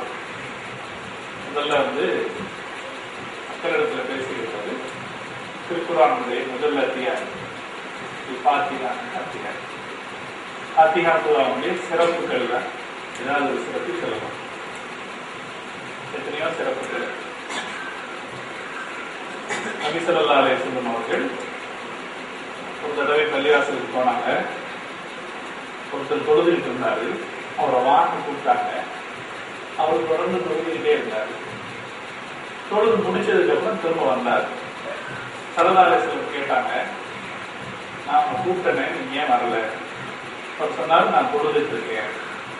அப்ப ரசூல் ஸல்லல்லாஹு அலைஹி வஸல்லம் சொன்னாங்க, அல்லாஹ் சொன்னதை நீ கவனிக்கலையா? நபி கூப்பிட்டா போயிருங்க, நபி உங்களை உயிர்ப்பிப்பதற்காக கூப்பிடுகிறார். இதெல்லாம் இதுல பார்த்தா தெரியும். இந்த ஹதீஸ் பார்த்தா தெரியும். நபி உங்களை உயிர்ப்பிப்பதற்காக கூப்பிடுறாரு. போனாங்க அப்படின்னு சொல்லிட்டு ரசூலுல்லாஹ் சொன்னாங்க, இந்த பள்ளிவாசல்ல இருந்து வெளியே போறதுக்கு முன்னாடி என்கிட்ட ஒரு விஷயத்தை நீ கேளு, நான் சொல்றேன் அப்படின்னாங்க. அப்படி கொஞ்ச நேரம் பள்ளிவாசல் இருந்த பிறகு வெளியே கிளம்பும் போது அவர் கேட்டாரு. அவருடைய ஆர்வத்துக்காக ரசூலுல்லாஹ் சொன்னது. வெளியே கிளம்பும் போது அவர் கேட்டாரு, யார சொல்லலாம், ஏதோ ஒன்று சொல்றேன், நீங்களே என்ன? அப்ப பெருமானார் ஸல்லல்லாஹு அலைஹி வஸல்லம் சொன்னாங்க, குர்ஆன்ல இருக்கிற மிக மரியாதைக்குரிய சூரா அல் ஃபாத்திஹா சூரா அப்படின்னு ரசூல் ஸல்லல்லாஹு அலைஹி வஸல்லம் சொன்னாங்க. சரியா? சொல்லுங்க, இது ஒரு ஹதீஸ். நம்ம ஃபாத்திஹா சூரா என்பது குர்ஆனுடைய மிக மரியாதைக்குரிய சூறாக்கள் என்று சொல்லி ஃபாத்திஹா சூராவை பற்றிய ஒரு பெருமை மரியாதை ஹதீஸ்ல இருக்கக்கூடிய ஒரு ஃபதீலத்தை என்ன செய்யறது எடுத்து சொல்றது. சந்தர்ப்பத்தை பொறுத்து தஃசீர் பண்ணும்போது முதல்ல ஒரு ஃபதீலத்து சொல்றாங்களா இல்லையா? அதுங்களா? அது இல்லையா? எல்லா சூறாக்களுடைய தஃசீர்களையும் ஆரம்பிக்கும் போது அல்லாஹ்வின் சூரத்தை சொல்றது முஃபஸ்ஸிர்களுடைய பழக்கம். முதல்ல ஒரு பள்ளியில பேசுவோம், ரொம்ப சாதாரணமான நடையில. இப்ப நான் பேசுறது ரொம்ப கலோக்கியலாம், கொஞ்சம் ஒரு சொற்பொழிவுக்கான ஒரு நடை இருக்கு இல்லையா, அந்த நடையில வந்து இப்படி சொல்லப்படுறது அப்படிங்கறத மக்களுக்கு மனசுல படுற மாதிரி எடுத்து சொன்ன பிறகு பாத்திஹா சூராங்கிறது குர்ஆனுடைய ஒட்டுமொத்த அம்சங்களின் சாரத்தை எல்லாம் பாத்திஹா சூராவிலே சொல்லியிருக்கிறார். குர்ஆனுடைய இது வந்து ஒரு பிரார்த்தனையை போல இருக்கிறது. பாத்திஹா சூராங்கிறது உண்மையிலே ஒரு துஆ. பாத்திஹா சூரா குர்ஆனை தொடங்குவதற்கு முன்னால் ஒரு துஆ. ஆனா அந்த துஆவுக்குள்ளாலேயே குர்ஆனில் சொல்லப்படுகிற மொத்த செய்திகளும் பாத்திஹா சூராவில் சொல்லப்பட்டிருக்கிறது. அப்படின்னா அந்த துஆ எப்படி ஆரம்பிக்குது? அல்லாஹ்வை புகழ்ந்து துஆ ஆரம்பிக்குது. அல்ஹம்துலில்லாஹி ரப்பில் ஆலமீன். இது யார் சொல்றா? அல்லாஹ்வே சொல்றான். அப்ப நாம சொல்லணும், அந்த இடத்துல சொல்லலாம். மனிதன் எந்த அளவு பலகீனமானவன்னா எப்படி அல்லாஹ்வை புகழ்வதுன்னு கூட அவனுக்கு தெரியாது. அதனால அல்லாஹ் எப்படி தன்னை புகழணும்னு நமக்கு சொல்லிக் கொடுக்கிறான். அல்ஹம்துலில்லாஹி ரப்பில் ஆலமீன், எல்லா புகழும் அல்லாஹ்வுக்கு. இதை நாம என்ன செய்யணும்? சொல்றதுக்கு முன்னாடி இந்த சூரா 7 வசனங்களை கொண்டது. 7 வசனங்களை கொண்டது. இதுல பிரார்த்தனையாக இருக்கிறது. இதுல 3.5 வசனங்கள் அடியார்களுக்குரியது, 3.5 வசனங்கள் அல்லாஹ்வுக்கு. முதல் 3.5 வசனங்கள் அல்லாஹ்வுக்குரியது, அடுத்த 3.5 வசனங்கள் அடியார்களுக்கு.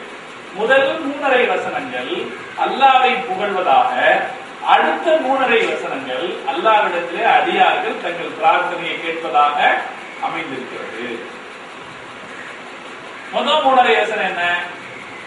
அல்ஹம்துலில்லாஹி ரப்பில் ஆலமீன். அதுக்கு அர்த்தம் இதெல்லாம் தனித்தனியா சொன்னா நிறைய சொல்லலாம். இமாம் ராசி ரஹ்மத்துல்லாஹி அலைஹி தஃசீர் கபீர் எழுதுனாங்க, பாத்திஹா சூராவுக்கு மட்டும் ஒரு ஜுஸ் எழுதி மஃபாத்தீஹுல் கைப் என்ற தஃசீர் அல் கபீர் இருக்கா இல்லையா? தெரிஞ்சிருக்கீங்களா? அந்த தஃசீர்ல பாத்திஹாவுக்கு மட்டுமே ஒரு ஜுஸ் எழுதிருக்காங்க. எல்லாருமே பாத்திஹால எல்லாத்தையும் காட்டிடுவாங்க, அப்படிதானே? எல்லா திறமையும் எதுல காட்டிடுவாங்க? பாத்திஹா சூரால காட்டிடுவாங்க.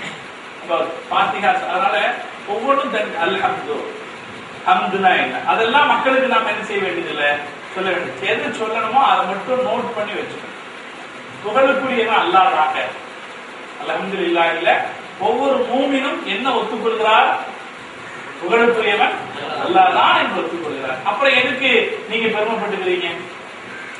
மக்கள்கிட்ட பேசும்போது இதுதான், மக்களிடத்துல சொல்லும் போது நாம கவனிக்க வேண்டிய விஷயம் என்னன்னா, வழிகாட்டுதல் தான் பிரதானமானது. மக்களுக்கு செய்தி பிரதானமானது. மக்களுக்கு எது முக்கியம்? என்ன நீங்க அவங்களுக்கு கைடு பண்றீங்க.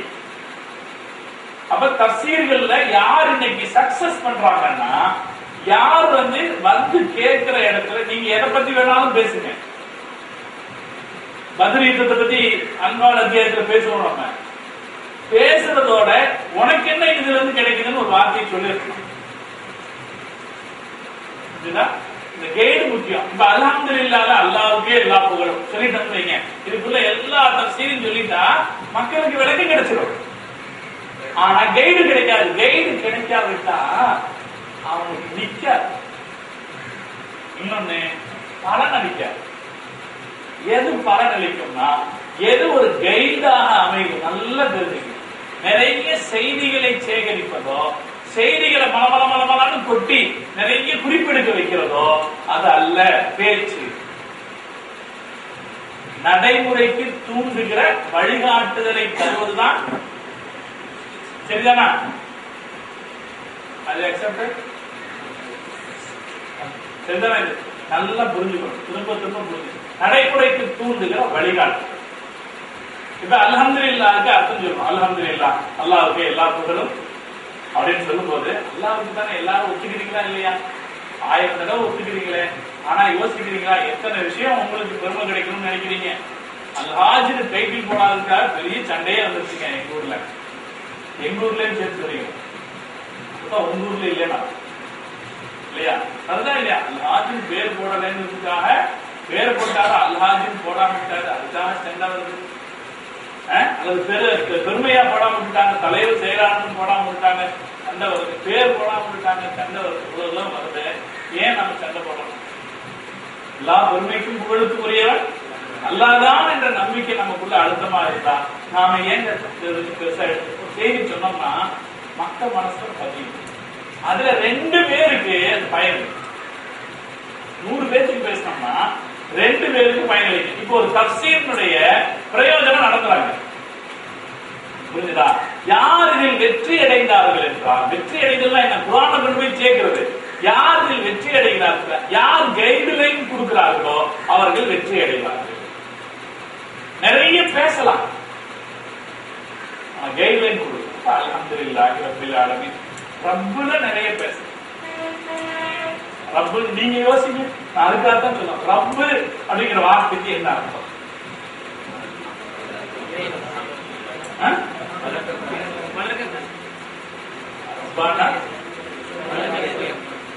நிறைய தமிழ் அர்த்தம் தான் அற்புதமான அர்த்தம். படைத்து படைத்து ரப்புக்கு என்ன அர்த்தம் இருக்கு? காலிக், படைத்து பரிமாற்ற. இந்த ரப்புங்கிற வார்த்தை தான் இஸ்லாமிய ஏகத்துவ கோட்பாட்டையும் ஷிர்குடைய கோட்பாட்டையும் பிரிச்சு காட்டுற விஷயம். மக்காவின் காபிர்கள் அல்லாஹ்வை ஒத்துக்கொள்ளாமல் இல்லை, ஒத்துக்கிட்டாங்களா இல்லையா? ஒத்துக்கிட்டாங்க. அப்புறம் என்ன சொன்னாங்க? அல்லாஹ் எல்லாத்தையும் படைச்சிட்டு ரெஸ்ட் எடுத்துட்டான். இப்ப இதெல்லாம் நிர்வகிக்கிறது ஒவ்வொரு கடவுள்கள். காற்றை நிர்வகிப்பது ஒரு கடவுள், தண்ணீரை நிர்வகிப்பது ஒரு கடவுள், கல்வியை நிர்வகிப்பது ஒரு கடவுள், ஒவ்வொரு செல்வத்தை நிர்வகிப்பது ஒரு கடவுள் அப்படின்னு சொன்னான் இல்லையா? இந்துக்கள் இன்னைக்கு சொல்றாங்களா இல்லையா? அப்ப இதுதான் ஷிர்க்குக்கு வந்த இடம். அப்ப அங்க என்ன பண்ணா, ஹல்கையும் தர்பீயத்தையும் தனித்தனியா பிரிச்சான், அல்லது ஹல்கையும் தத்பீரையும் தனித்தனியா பிரிச்சான். அல்லாஹ் ஹாலிக்கு, இவங்க எல்லாம் முதப்பீர்கள் சொன்னான். இஸ்லாம் அதைத்தான் மறுத்துச்சு, அப்படித்தான் சொன்னாங்க. இஸ்லாம் அதைத்தான் மறுத்துச்சு. அப்படி அல்ல, எல்லாத்தையும் ஹாலிக்கும் முதப்பீரும் யார்தான்? இது ரப்புங்கிற வார்த்தையில. நீங்க இந்த விளக்கத்தை ரப்புக்கு நான் சொன்னேன். அந்த என்ன தஸ்தீல பாருங்க, ரப்புக்கான அந்த விளக்கத்தை படிச்சு இதை அப்படியே எடுத்து சொன்னா மக்கள் உள்ளம் உலகாகிதம் அடைஞ்சிருவாங்க, உள்ள பூரிச்சு போயிடுவாங்க. இப்படி குர்ஆன்ல ஒரு விளக்கம் இருக்கு, இவ்வளவு வார்த்தையா அந்த ரப்புங்கிற வார்த்தைக்குன்றாங்க. அதனாலதான் பெருமானார் ஸல்லல்லாஹு அலைஹி வஸல்லம் அவங்க சொன்னாங்க, உங்களுடைய எஜமானர்களை ரப்பு என்று சொல்லாதீர்கள். எப்படி சொல்லுங்க? சையீத், தலைவர்னு சொல்லுங்க. எஜமானர் வச்சிருக்கீங்களா இல்லையா? ஏன் அது ரப்புன்னு உலகத்துல யாரையும் சொல்ல, படைத்து நிர்வகிப்பவன். இந்த வார்த்தை ரப்புல் அல்லாஹ் யார்? அல்ஹம்துலில்லாஹ், அல்லாஹ் எல்லா புகழுக்கும் உரியவன். ஏன் அல்லாஹ் புகழுக்குரியவன்? இங்கேயும் கவனிக்கணும். குர்ஆன் எப்போதுமே ஒரு செய்தியை மட்டும் சொல்றது இல்ல, அதுக்கான வழிமுறையும் சொல்றதுங்கிறது இல்லையா? அதே போல அதுக்கான காரணத்தையும் சொல்லும். இங்க ஒரு ஹுக்மு, அல்ஹம்துலில்லாஹி ரப்பில் ஆலமீன் ஒரு ஹுக்மு. ரப்புல் ஆலமீன்ங்கிறது சபப், வஜீர். ஏன் அல்லாஹ் எல்லா புகழுக்குரியவன்? அவனாங்க எல்லாத்தையும் படைச்சு நிர்வகிக்கிறவன். இன்னைக்கு நான் பேசிட்டு இருக்கேன்னா அதை கண்ட்ரோல் பண்றவன் யாரு? இதுக்கு யாருதான் காரணம்? நான் நல்லா பேசினேன்னா அதுக்கு யாரு காரணம்? நான் நல்லா பாடுனேன், அல்லாஹ் காரணம். நான் எது நடக்குதோ அதுக்கெல்லாம் அல்லாஹ் காரணம். இப்ப நன்மைகளுக்கு எல்லாம் அந்த ரப்புங்கிறதுனாலதான் அவங்க எல்லா புகழுக்கும் உரியவர்கள். ஆலமீன்கெல்லாம் நம்ம அர்த்தம் பலரும் சரியா? அகில உலகங்களை படைத்து பரிபாலிக்கிற அல்லாஹ்வுக்கு எல்லா புகழும். இது அல்லாஹ்வை புகழ்றோம். அர் ரஹ்மானிர் ரஹீம் அல்லாஹ்வை புகழ்றோம். மாலிக் யௌமித்தீன் அல்லாஹ்வை புகழ்றோம். மாலிக் யௌமித்தீன்ல யோசிக்கிறதுக்கு எவ்வளவு விஷயம் இருக்கு. மாலிக் யௌமித்தீனுக்கு என்ன அர்த்தம்? தீர்ப்பு நாளை அரசு. இப்ப இங்க என்ன வந்திருக்கு? தீன்கிற வார்த்தை எதுக்கு பயன்படுத்தப்பட்டிருக்கு? எவ்வளவு கியாமத். அப்ப என்ன தொடர்பு இருக்கு? இதெல்லாம் நம்ம என்ன செய்யணும்? படிக்கணும். நிறைய தெரிஞ்சு வச்சுக்காவிட்டாலும் குறைஞ்சபட்சமா தெரிஞ்சு வச்சுக்கணும். ஏன் தீன் சொல்லப்பட்டிருக்கு? தீனுடைய பிரதான நம்பிக்கையை மறுமையை பற்றிய நம்பிக்கை தான். தீனே எதுதான் அடங்கியிருக்கு? மொத்த தீனு எதுதான் அடங்கியிருக்கு? தீனுக்கு கூலி அப்படின்லாம் ஒரு அர்த்தம் இருக்குங்கிறதெல்லாம் வேற. ஜஸாங்கிறதெல்லாம் அது ஒரு இருக்கட்டும். மொத்த தீனுமே எதில் அடங்கி இருக்குது? அல் ஈமானுல் ஆகிரா யௌமில் ஆகிரா தான் அடங்கி இருக்கு இல்லையா? உலகத்துல நாம கொண்டிருக்கிற நம்பிக்கைகள் எல்லாத்தையும் ஒரு பக்கமா பிரிச்சா அல்லாஹ்வின் மீது நம்பிக்கை வச்சா, இன்னொரு பக்கமா அல் யௌமில் ஆகிர் மீது இருக்கிற நம்பிக்கை. நம்மள தொழுது வைக்கிறது எது? உண்மை பேச வைக்கிறது எல்லாமே தீன் அப்படிங்கிற வார்த்தைக்கு யோமா மறுமை நாள் அர்த்தம் கொடுக்கறதுக்கு தொடர்பு இருக்கு. இது விளக்கி சொல்றது. இது ரொம்ப தூரம் விளக்கி சொல்லாட்டாலும் கொஞ்சம் அல்லாஹ் மறுமையை பற்றிய வார்த்தையை சொல்றதுக்கு தீன்கிற வார்த்தையை பயன்படுத்திருக்கான். மறுமையின் மீதான நம்பிக்கை எவ்வளவு தூரம் முக்கியமானதுன்னு காட்டுது. மறுமையின் மீதான நம்பிக்கையில தான் நாம என்ன செஞ்சுட்டு இருக்கோம், எல்லா நன்மையும் செஞ்சுட்டு இருக்கோம். நாம மறந்துடக்கூடாது, மறுமையை பற்றி மறந்துடக்கூடாது. எப்போதும் அந்த நம்பிக்கை அந்த உணர்விலேயே நாம இருக்கணும் என்று நாம பேசும்போது ஜனங்களுக்கு இரண்டாவது ஒரு வழிகாட்டுதல் கிடைக்குமா? எதை பத்தி? மறுமை. அப்ப அல்ஹம்துலில்லாஹி ரப்பில் ஆலமீன் அர்-ரஹ்மானிர் ரஹீம் மாலிகி யௌமிddin இது 3 ஆயத்தாச்சா? ஈயாக நஅபுது யா அல்லாஹ் உன்னையே நாங்கள் வணங்குகிறோம். ஈயாக நஅபுது 3 வசனம். இது யாரா சொல்றது? அல்லாஹ் புகழ்றது. அதுக்கப்புறம் அல்லாஹ் கேக்குறா ஈயாக நஸ்தஈன் யா அல்லாஹ் உன்கிட்ட நாங்க உதவி கேட்கிறோம். இங்க இருந்து யார் ஆரம்பிக்கிறா? மனுஷன் ஆரம்பிக்கிறான். 3 வசனத்துல அல்லாஹ் புகழ்றது, 3 வசனத்துல அல்லாஹ் மனுஷன் தனக்கு ஆரம்பிக்கிறான். ஈயாக நஸ்தஈன் யா அல்லாஹ் நாங்கள் உன்னிடத்தில் உதவி கேட்கிறோம். என்ன உதவி? எப்படி வருது பாருங்க. என்ன உதவி கேட்கிறோம்? இந்த உலகத்துல மனுஷனுக்கு கிடைக்கிற உதவிகள்ல எல்லாம் பெரிய உதவி என்னன்னா சரியான வழிகாட்டுதல் இல்லையா? சொல்றோமா இல்லையா? 1000 ரூபாய் ஒருத்தருக்கு கொடுக்கறத விட மீன் பிடிக்க கற்றுக் கொடுப்பது சிறந்தது. அப்ப சரியான வழிகாட்டுதல் என்பது மனிதர்களுக்கு செய்யப்படக்கூடிய உதவிகள்ல உன்னதமான உதவி. அப்ப 3 வசனங்கள்ல அல்லாஹ் புகழ்றோம். அல்லாஹ் புகழ்ந்துட்டு அடுத்து நம்ம என்ன கேட்கிறோம்? ஈயாக நஸ்தஈன் யா அல்லாஹ் எங்களுக்கு நீ உதவி செய்வாயாக. என்ன உதவி? இஹ்தினஸ் ஸிராத்தல் முஸ்தகீம் யா அல்லாஹ் எங்களுக்கு நேர்வழியை காட்டுவாயாக. இப்படி நாம புரிய வைக்கும் போது மக்கள் எப்படி இருப்பாங்க? எவ்வளவு தூரம் கவனிப்பாங்க இல்லையா? ஈயாக நஸ்தஈன் யா அல்லாஹ் உங்களுக்கு நான் உதவி கேட்கிறேன். என்ன உதவி? எங்களுக்கு நேர்வழியை தருவாயா. இங்க நேர்வழியினுடைய தேவையை நம்ம விவரிச்சோம். அதுக்கப்புறம் பைக் எடுத்துட்டு ரொம்ப வேகமா வந்துட்டு இருக்கிறேன், கவனிக்க மறந்துட்டேன் பெட்ரோல் எவ்வளவு இருக்குங்க. வந்துட்டேன், 3/4 கிலோமீட்டர் வந்துட்டேன், பெட்ரோல் தீர்ந்து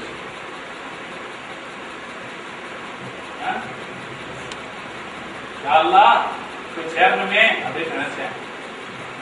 எதிர்த்தாண்டி பார்த்தா பெட்ரோல் எதிர்த்தாண்டி பார்த்தா ஹிதாயத்து தௌஃபீக் நல்லா வழிகாட்டு டக்குன்னு நேரா போனா பெட்ரோல் அடிச்சா போய் சேரும். இதே பெட்ரோல் பங்கு நம்ம கண்ணில் படாம, அங்க ஒரு பாலம் இருக்கு, அந்த பெட்ரோல் பங்கு நம்ம கண்ணில் படாம இருந்தா என்ன செஞ்சிருப்போம்? சுத்தி போயிருப்போம், எங்கேயாவது போயிருப்போம், அந்த நிகழ்ச்சிக்கு போய் சேர்ந்து இருக்க முடியாது. இது அல்லாஹ்வுடைய ஒரு வழிகாட்டுதல் தான். எந்த விஷயத்திலேயும் அல்லாஹ்வுடைய ஹிதாயத் இல்லாமல் நாம ஒரு காரியத்தை செய்ய முடியாது. அதனால எல்லா விஷயத்திலும் என்ன வேணும்? ஹிதாயத் நமக்கு வேண்டும். ஒரு क्वेश्चனுக்கு பதில் எழுதுறதுக்கு என்ன தேவை? அல்லாஹ்வுடைய ஹிதாயத். அப்பதான் சரியான முறையில எழுத முடியும். நிறைய பேர் பாருங்க ரொம்ப நல்லா படிச்சிருப்பாங்க, கஷ்டப்பட்டு படிச்சிருப்பாங்க, ஆனா படிச்சுட்டு போயிட்டு நான் நல்லா எழுதுனேன்னு சொல்லுவாங்க. அதுக்கப்புறம் மார்க் வரும்போது பார்த்தா கம்மியா வந்திருக்கும். அதுக்கப்புறம் நான் இப்படி விளங்கிக்கிட்டேன் அப்படின்னா, இந்த கேள்வியை நான் இப்படி விளங்கிக்கிட்டேன் சொல்றாங்களா இல்லையா? அப்ப என்ன இல்லாம போச்சு? ஹிதாயத் இல்லாம போச்சு. அப்ப என்ன வேணும்? ஹிதாயத் வேணும். எல்லா விஷயத்திலும் ஹிதாயத் வேணும். என்னுடைய நண்பர் வந்து சிங்கப்பூர்ல அவருடைய மனைவியை ஹாஸ்பிட்டல்ல அட்மிட் பண்ணியிருக்காரு. அவங்களுக்கு நரம்புல ஊசி போட்டு அந்த டாக்டர், அந்த ஹாஸ்பிட்டல் இருக்கிற டாக்டருக்கு அத்தனை பேரும் நரம்பை கண்டுபிடிக்கிறதுக்காக ஊசி போட்டிருக்காங்க. எவனாலையும் கண்டுபிடிக்க போட்டு அவர் சொல்றாரு, எனக்கு ரொம்ப வருத்தமா போச்சு, கைய ஓட்டையே ஆகி போட்டாங்க. கடைசியில 4:30 மணிக்கு ஒரு ஈரானிய டாக்டர் வந்தாரு. அவர் வந்த ஒரு நிமிஷமா கண்டுபிடிச்சு ஊசி போட்டாரு. அப்படின்னா என்ன அர்த்தம்? என்ன அர்த்தம்? அல்லாஹ் அவருக்கு ஹிதாயத் கொடுத்திருக்காங்க. யாருக்கு? இத்தனை டாக்டருக்கு கிடைக்காத ஹிதாயத் அவருக்கு கிடைச்சிருக்கு அர்த்தம். அப்ப அப்ப அந்த ஹிதாயத் என்பது முக்கியம். இதை நம்ம விவரிச்சு சொல்றோம்னு வைங்க மக்கள் இடத்துல. இப்படி ஹிதாயத்துங்கிறது நமக்கு முக்கியம். அல்லாஹ் இடத்துல வந்து நம்ம ஃபாத்திஹா சூரால இதைத்தான் கேட்கிறோம். இத சொன்னீங்கன்னா அடுத்த நாள் காலையில எந்த ஆளும் ஊருக்கு வெளியே போறதுக்கு முன்னாடி ஃபாத்திஹா சூரா ஓதித்தான் போவோம். ஃபாத்திஹா சூரா அப்படித்தானே செய்யறோம். நம்ம எந்த காரியத்தை செய்யறதுக்கு முன்னாடி ஃபாத்திஹா சூரா ஏன் ஓதுறோம்? அதுல அல்லாஹ்ட்ட ஹிதாயத்து கேட்கிறோம். அல்லாஹ் கொடுக்கக்கூடிய நிஅமத்துகள்ல மிகப்பெரிய நிஅமத்து நமக்கு ஹிதாயத்து தருவது. இஹ்தின ஸிராத்தல் முஸ்தகீம், அல்லாஹ் எங்களுக்கு நேர்வழியை தருவாயாக. அதுக்கப்புறம் அந்த நேர்வழி எப்படிப்பட்டது? ஸிராத்தல் லதீன அன்அம்த அலைஹிம் கைரில் மக்தூபி அலைஹிம் வலல்லாஹ். இதை நம்ம விளக்கம் சொல்றோம். நீங்க இந்த அப்ரோச் எப்படி இருக்கு? இது நம்ம பழக்கம். நீங்க அர்த்தம் சொன்னாலும் சரிதான். நாம சொன்னது தர்ஜுமா, நம்ம சொன்னது தர்ஜுமா.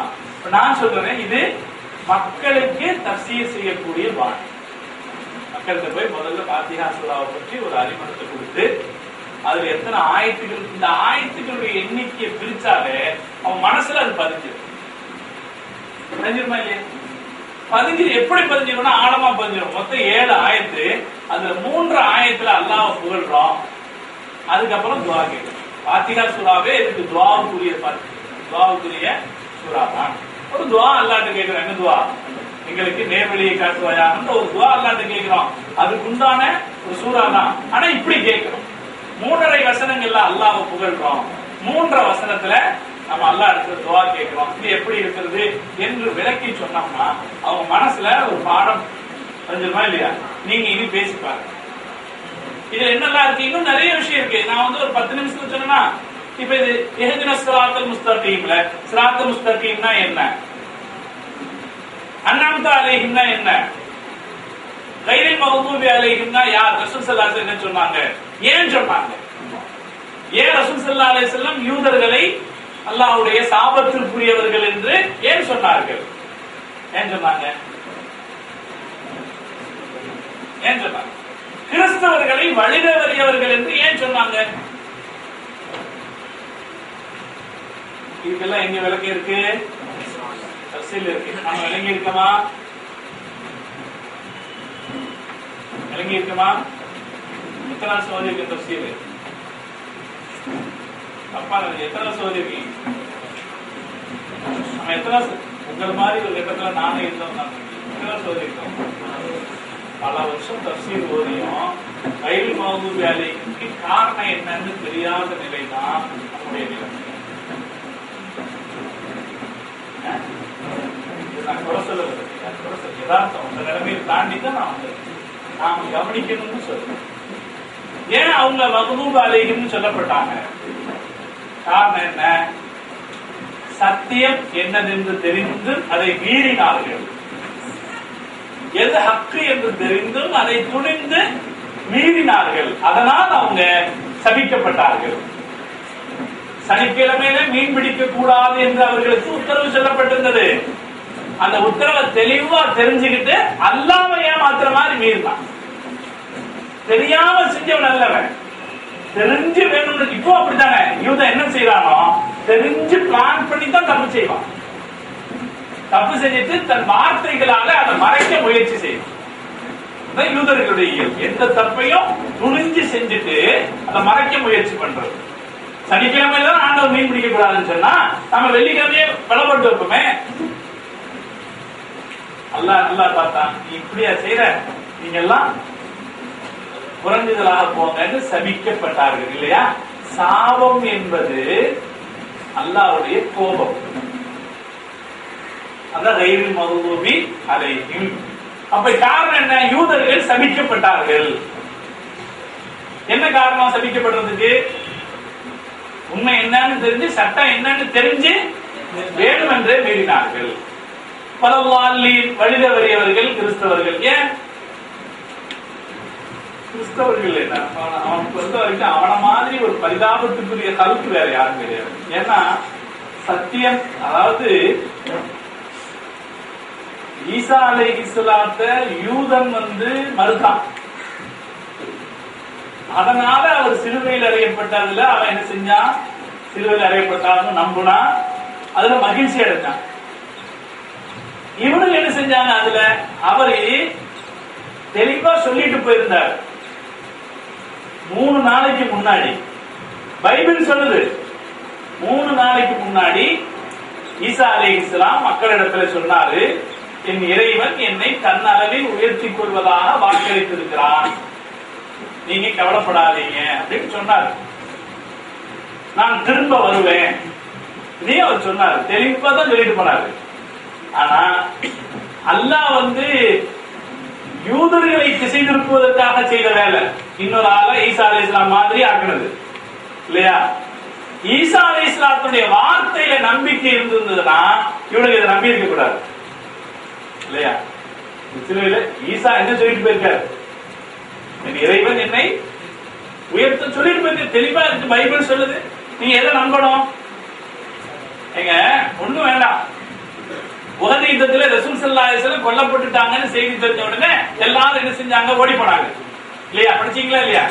ஓடி போனாங்க. அப்போ ஒரு சஹாபி என்ன சொன்னாரு, ஏன் ஓடி போறீங்க? நீங்க எல்லாம் முகம்மதுக்காக சண்டை செய்யறவங்களா? நீங்க எல்லாம் முகம்மதுக்காக சண்டை பண்றீங்க அப்படின்னா அவர் மூத்தா போயிட்டார், போங்க. நீங்கள் அல்லாஹ்வுக்காக சண்டை செய்பவர்களாக இருந்தால் ஃபைனல்லாஹ ஹய்யுன், அல்லாஹ் உயிரோடு இருக்கிறான். கூப்பிட்டார் எல்லாத்தையும். வந்தாங்களா இல்லையா? எல்லா சஹாபாக்களும் திரும்பி வந்தாங்க. இது என்னது? ஈமான் தெளிவு இல்லையா? இது ஈமானிய தெளிவு. ரசூல் ஸல்லல்லாஹு அலைஹி வஸல்லம் முஸ்லிம் உம்மத்தை எப்படி உருவாக்கினார்கள் என்ற தெளிவு. இதே அளவுல தான் ஈசா அலைஹிஸ்ஸலாம் சொல்லிட்டு போயிருந்தாங்க. நாம என்ன செய்துட்டான்? வழி தவறி போயிட்டான். அதனாலதான் அவர்கள் வழி தவறியவர்கள் என்று சொல்லப்பட்டார்கள். எதுல அவங்களுக்கு உறுதியான நம்பிக்கை இருக்கல, ஈசா அலைஹிஸ்ஸலாத்துடைய வார்த்தையில உறுதியான நம்பிக்கை இருக்காம யூதர்களை திசை திருப்புவதற்காக அல்லாஹ் செய்த திட்டத்துல இவனும் மாட்டிக்கிட்டான். இவன் மாட்டிட்டு வேணும் சொல்லிட்டான், ஈசா அலைஹிஸ்ஸலாம் சிலுவையில் அறையப்பட்டார்கள் அப்படின்னு சொல்லிட்டான். அப்படின்னு சொன்ன பிறகு அப்புறம் தான் அவனுக்கு தோணுது, ஆனா அவர் ஏற்கனவே சொல்லிட்டு போனாரு, என்ன அறைய முடியாது, என்ன அவங்களால கொல்ல முடியாதுன்னு சொன்னாரு, பைபிள் இருக்கு கொல்ல முடியாதுன்னு சொன்னாரு. அதுக்காக அவன் புதுசா ஒரு கதையை உண்டாக்குனான். 3 நாளைக்கு அப்புறம் அவர் உயிர் பெற்று வந்தார். இது எதனால? இது எங்க இல்ல, பைபிள் இல்லை, இவங்களா உருவாக்கிட்ட கதை தான். ஏன்னா ஈசா அலைஹிஸ்ஸலாத்துடைய முன்னாள் வாக்குறுதி அப்படி இருந்ததுனால அவங்க இப்படி ஒரு கதையை உருவாக்கி அதை சரி கட்டினாங்க. அதனால அல்லாஹ் அவங்க என்ன சொல்றான், வலல்லாஹீன் என்று அவர்களுக்கு சொல்றான். இப்ப என்ன நடக்குது, நம்ம என்ன புரிஞ்சுக்கணும்? இதெல்லாம் நாம புரிய வேண்டிய விஷயம் தானே. திருக்குர்ஆனுடைய விரிவுரை ஒரு ஃபாத்திஹா சூராவுடைய விளக்கத்தை நாம் எந்த அளவுக்கு இருக்கிறோம் புரிஞ்சுக்கணும். இப்ப நம்ம விளக்கத்தை பத்தி பேசுறோம், தஃஹீமை பத்தி பேசுகிற போது தஃஹீம்ல நாம கவனிக்கணும், மக்களுக்கு சொல்வதற்கு என்ற ஒரு முறை இருக்கிறது. அந்த முறையை நாம பயிற்று கொள்ள வேணும். நாம படிக்கிற போது மக்களுக்கு எதை சொல்லணும், அல்ஹம்துலில்லாஹி ரப்பில் ஆலமீன்ங்கிற போது இதுல இருக்கிற அலிஃப் லாம் ஜின்ஸுக்குரியது, ஹம்துக்கு இப்படி அர்த்தம், இப்படி எல்லாம் என்ன செய்யக்கூடாது, மக்களுக்கு போய் பேசிட்டு இருக்கும்போது சொல்லக்கூடாது. அவங்களுக்கு எப்படி புரியணும் அதை பற்றி ஒரு குலாசா சொல்லிக் கொடுப்பதற்கு முயற்சி செய்யணும். ஒரு காலகட்டத்தில் எழுதப்பட்ட தஃசீர்கள் எல்லாமே ஆலிம்களுக்குரியதாக எழுதப்பட்டது அல்லது தஃசீருக்காக எழுதப்பட்டது. இப்ப சில தஃசீர்கள் வருது, அது மக்களுக்காக எழுதப்பட்டது. இப்ப நான் எதுக்காக சொல்றேன், நாம கிதாபியான தகலுக்கு தஃசீர் பார்ப்போம். இப்படி தஃசீர் பார்க்கலாம், எவ்வளவு தஃசீர் இருக்கு. இந்த ஷாமிலா போட்டு பார்த்தோம்னா எவ்வளவு தஃசீர் இருக்கு. தஃசீருக்கு மாதிரி அல்லாஹ் அவனுடைய வேதத்தை எவ்வளவு பிரம்மாண்டமானதாக்கி வச்சிருக்கான்னா, கடல் என்று சொல்வதற்கு இலக்காக வச்சிருக்காங்க. குர்ஆன் மட்டும் கடல் அல்ல, குர்ஆனுக்கான தஃசீர்களும் கடல் தான். எத்தனை வகை தஃசீர். பஹர முஹீத்னு ஒரு தஃசீர் எதுக்குண்டானது, நஹ்வ அதிகமா வழங்குவாங்க. அதுல எதை பத்தி அதிகமா பேசுவாங்க, நஹ்வ அதிகமா பேசுவாங்க. காசின் ஒரு தஃசீர் இருக்கு, தஃசீர் காசி, அதுல எதை பத்தி பேசுவாங்க, வரலாறு சீரத்துகள் அதிகமா பேசுவாங்க இல்லையா? அதே போல ஜவாஹிர் குர்ஆன் ஒரு தஃசீர் தன்தாவி ஜௌஹரி எழுதுறாங்க, அதுல எதை பேசுவாரு, அறிவியல் பேசுவார். அஸ்ஹாபுல் கஹ்ஃப்களை பத்தி வருதா இல்லையா? அஸ்ஹாபுல் கஹ்ஃப் அதுல வரும்,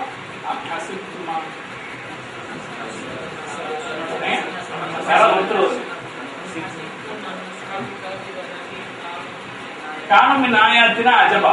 இப்ப திருப்பி வருங்க, அம் ஹஸிப்தும் அன்ன அஸ்ஹாபல் கஹஃபி வ ரகீமி கானூ மின் ஆயாத்தினா அஜபா. நீங்க என்ன நினைச்சுக்கிட்டீங்க? ரசூலுல்லாஹ் வந்து ஆச்சரியமா தான் அவங்க கேட்க வந்தாங்க. அஸ்ஹாபுல் கஹஃப்னா யாரு அப்படின்னு கேட்டாங்க அவங்க. அப்ப அல்லாஹ் சொல்றான், என்ன பெருசா இது ஆச்சரியமா நினைக்கிறீங்க? இதெல்லாம் அல்லாஹ்வுக்கு ஒரு மக்களை 300 வருஷம் தூங்க வச்சுட்டு திருப்பி எழுப்புறது அல்லாஹ்வுக்கு ஒரு பெரிய விஷயமா? அல்லாஹ்வுடைய குதிரத்தை பத்தி தெரிஞ்சவங்களுக்கு இதெல்லாம் சாதாரணமான விஷயம் அப்படிங்கிற மாதிரி சொல்றதுக்கு அல்லாஹ் ஆரம்பிக்கிறான். அன்ன அஸ்ஹாபுல் கஹ்ஃபி வ ரகீமி கானூ மின் ஆயாத்தினா அஜபா. அஸ்ஹாபுல் கஹ்ஃபுடைய விஷயம் ஆச்சரியம்னு நினைக்கிறீங்களா? அவ்வளவுதானே. தஃசீர் ஜவாஹிர் குர்ஆன்ல அஸ்ஹாபுல் கஹ்ஃபுடைய வரலாறு எழுத மாட்டாரு. எப்ப அல்லாஹ் இது பெரிய ஆச்சரியமா நினைச்சீங்கன்னு சொல்றீங்களோ அதான் விட்டுருவாரு. விட்டுட்டு இந்த உலகத்துல அதை விட பெரிய அதிசயம் என்ன இருக்குன்னு ஒரு பட்டியல் போடுவார். அல்லாஹ்வுடைய ஆச்சரியம், இல்மியான ஆச்சரியம், அறிவியல் பூர்வமா, அறிவியலே அதிர்ச்சியாக நிக்கிற ஆச்சரியம், அறிவியலே வியந்து நிக்கிற ஆச்சரியங்கள் ஒரு பட்டியல் போட்டு இது பாருங்க அப்படின்னு பாருங்க. இப்படி ஒரு தஃசீர் முழுக்க முழுக்க ஆன்மீக ரீதியாக நாம பேசக்கூடிய தளத்துல இருந்து நேர் மாற்றமான தளத்துல பேசக்கூடிய தஃசீர்கள் இருக்கு. இப்படி கடல் மாதிரியான தஃசீர்கள் இருக்கு. இதெல்லாம் வந்து எதுக்காக எழுதப்பட்டது? குர்ஆனுக்கு தஃசீர் செய்வதில் இந்த சமூகத்துக்கு இருக்கிற ஆர்வத்தை நான் அல்லாஹ் சொல்லி இருக்கிறான், நீங்க யோசனை பண்ணுங்க. அந்த ஆர்வத்துக்காக அவங்க அதுல என்ன செஞ்சாங்க? எல்லாத்தையும் எழுதி வச்சாங்க. மக்களுக்கான தஃசீர் இருக்கு, அப்படி சிலது இருக்கு. இந்த தஃசீர்களை பத்தி நாம தெரிஞ்சுக்கணும். தஃசீர்களை தெரிஞ்சுக்கணும். அதுல ஒண்ணு ரொம்ப சுருக்கமாக குர்ஆனை பற்றிய முன்னுரைகள் அறிமுகங்களுக்கெல்லாம் வந்து அரபியில சஃபுவத்து தஃபாசீர் இருக்கு இல்லையா, அதுல என்ன கொடுப்பாங்கன்னா ஓரளவுக்கு இந்த அத்தியாயத்துல என்ன இருக்குது அப்படிங்கறத பத்தி ஒரு முன்னுரை கொடுப்பாங்க. அது நமக்கு யூஸ்ஃபுல்லா இருக்கும். ஒரு எடுத்து சொல்ல போகும்போது இந்த அத்தியாயத்துல என்ன இருக்குன்னு ஒரு யூஸ்ஃபுல்லா இருக்கும். அதே போல மக்களுக்கு பயனுள்ள தஃசீர்கள்ல ரொம்ப இதானது சமீபத்துல உருதுல வந்திருக்கக்கூடிய மாரிஃபுல் குர்ஆன். உருதுல இருக்கிற மாரிஃபுல் குர்ஆன் அது எப்படி இருக்கும்னா, நாம வந்து மக்களுக்காக சொல்லப்பட்டதுதான். அது எதுல வந்தது? மாரிஃபுல் குர்ஆன் பாத்திருக்கீங்களா? இருக்குல்ல இங்க மாரிஃபுல் குர்ஆன். யாரோடது? மாரிஃபுல் குர்ஆன் 2 இருக்கு. மாரிஃபுல் குர்ஆன் முகமது ஷஃபீ சாஹிப் எழுதுனது இருக்கு, யஹ்யா காந்தலவி எழுதுனது இருக்கு. யாரோடது இருக்கு?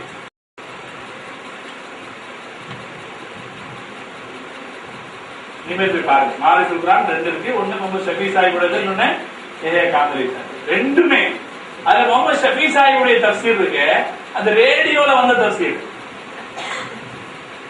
அதனால அதுல அந்த ட்ரெண்ட் பார்க்கலாம், எப்படி தஃசீர் பண்றது அப்படிங்கிற மக்களுக்கான தஃசீரினுடைய ட்ரெண்ட் என்னங்கிறத அதை நாம என்ன பார்க்க முடியும். நான் இன்னொன்னு சொன்னேன், என்னது? தஃசீர்ல பிரதானமா கவனிக்க வேண்டியது வழிகாட்டுதல். நல்லது. 2வது மேட்டர் வழிகாட்டுதல் இருக்கு இல்லையா, அது நிறைய. நம்ம குர்ஆன் மக்களுக்கு எடுத்து சொல்லும் போது அதனுடைய வாசக அழகு, அதில் இருக்கிற தத்துவங்கள், அதன் பின்னணி செய்திகளை எல்லாம் சொல்றதற்கு அடுத்தபடி குர்ஆன்ல மக்களுக்கு தேவைப்பட்டது என்ன? வழிகாட்டுதல். அப்ப நம்ம அந்த வழிகாட்டுதலை சொல்வதற்கு தான் நாம அதிக முக்கியத்துவம் கொடுக்கும். ஒவ்வொரு ஆயத்தையும் சொல்லும் போது நான் சொன்னேன் அல்ஹம்துலில்லாஹ், எல்லா புகழும் அல்லாஹ்வுக்கேன்னு சொல்லும் போது வழிகாட்டுறதுக்கு அதுல ஒரு வாய்ப்பு இருக்கு. என்ன சொல்லலாம்? எல்லா புகழும் அல்லாஹ்வுக்குரியதுன்னு சொல்லிட்டு உங்களுக்கு புகழ் வேணும்னு நீங்க எப்படி ஆசைப்படலாம்? மக்கள் என்ன செய்திருவாங்க? அல்லாஹ்வுடைய வார்த்தைக்கு மேல யோசிக்க மாட்டாங்க, அப்படியே மக்கள் அடிபணிஞ்சிருவாங்க. இதான் மனித இயல்பு. அல்லாஹ் இப்படி சொல்றாங்க, எல்லா புகழும் அல்லாஹ்வுக்குரியதுன்னு சொல்றாங்க, நீங்களும் அப்படி சொல்றீங்க, நானும் அப்படி சொல்றேன். அப்படி சொல்லிட்டு எனக்கு புகழ் இருக்கு, எனக்கு பெருமை இருக்கு, என் பேரை இப்படி சொல்லிட்டாங்க, அல்லாஹ் போடாம விட்டுட்டாங்க, அல்லது தலைவர் போடாம விட்டுட்டாங்க, அல்லது தலைமை இமாம் போடாம விட்டுட்டாங்க அப்படின்னு எல்லாம் சொல்லி சண்டை போட்டுக்கிறமே என்ன நியாயம் அப்படின்னு கேட்டால், இந்த தஃசீர் தங்களுக்குரியது என்று மக்கள் நினைப்பாங்க. நம்ம என்ன நினைக்கிறோமோ அந்த ரீச் அதுக்கு போய் சேரும். அதனால வழிகாட்டுதல் பிரதானமானது. இதை நீங்க தெரிஞ்சுக்கீங்க. இந்த ஒரு சிந்தனை நமக்கு வந்துட்டாலே போதுமானது. இது இந்த ஆயத்துக்கு விளக்கம் சொல்லி மக்களுக்கு ஒரு வழிகாட்டுதலை தரணும் என்ற சிந்தனை வந்துட்டாலே போதுமானது. எப்படி சொல்லணுங்கிற ஆற்றல் நமக்கு தானா வந்துச்சு. தானா எப்படி உங்களுக்கு இந்த விஷயத்தை சொல்லணும், இந்த விஷயத்த எப்படி சொல்லணும் அப்படிங்கிற ஆற்றல் தானாக வந்து ஒரு மக்கியான சூறாவை விளக்குறதா இருந்தாலும் சரி, ஒரு மதனியான சூறாவை விளக்குறதா இருந்தாலும் சரி, அப்படி விளக்கும் போது ஒரு சட்டத்தை எடுத்து பேசுகிற போது இது இவங்களுக்கு எப்படி பயனுள்ளதாக இருக்குங்கிற விஷயத்த சரியா பயன்படுத்திட்டோம்னா போதுமானது. இதை மட்டும் ஞாபகத்தில் வச்சுக்கணும். இரண்டாவது அம்சம், பெரிய மாணவர்கள் கவனிக்க வேண்டிய இரண்டாவது அம்சம் என்னன்னா, அர்த்தம் வைக்கிறதுல கவனமா இருக்கு. செகண்ட் மேட்டர், மக்களுக்கு தஃசீர் பண்ணும்போது எப்படி அர்த்தம் சொல்றது?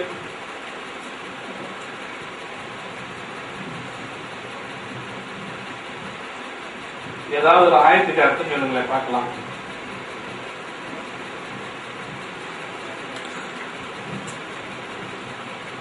கமா அஹ்ரஜக மின் பைத்திக இருக்கா ஆயத்து? யாரோ ஒருத்தருவாங்க. கமா அஹ்ரஜ ரப்புக மின் பைத்திக பில் ஹக் ஃபஇன்ன ஃபரீகம் மினல் முஃமினீன லகாரிஹுன். ஆயத்து இருக்கு அப்படி. ஆயத்து நல்ல ஒத்துக்கிட்டீங்க, அந்த வயசு சந்தோஷம். அர்த்தம் சொல்லுங்க சீக்கிரம். நேரம் நேரம் ஆச்சு.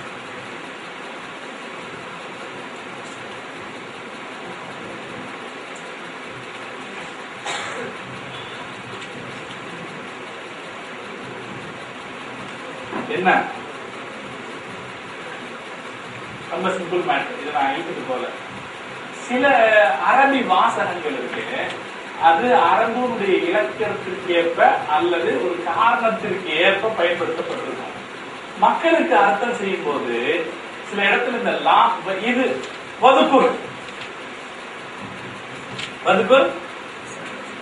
நினைத்து பாருங்கள் சொல்றோமா இல்லையா? இதை மக்கள்கிட்ட சொல்ல வேண்டிய தேவையில்லை. செய்தி என்னவோ அதை சொல்லிட்டு போயிடலாம்.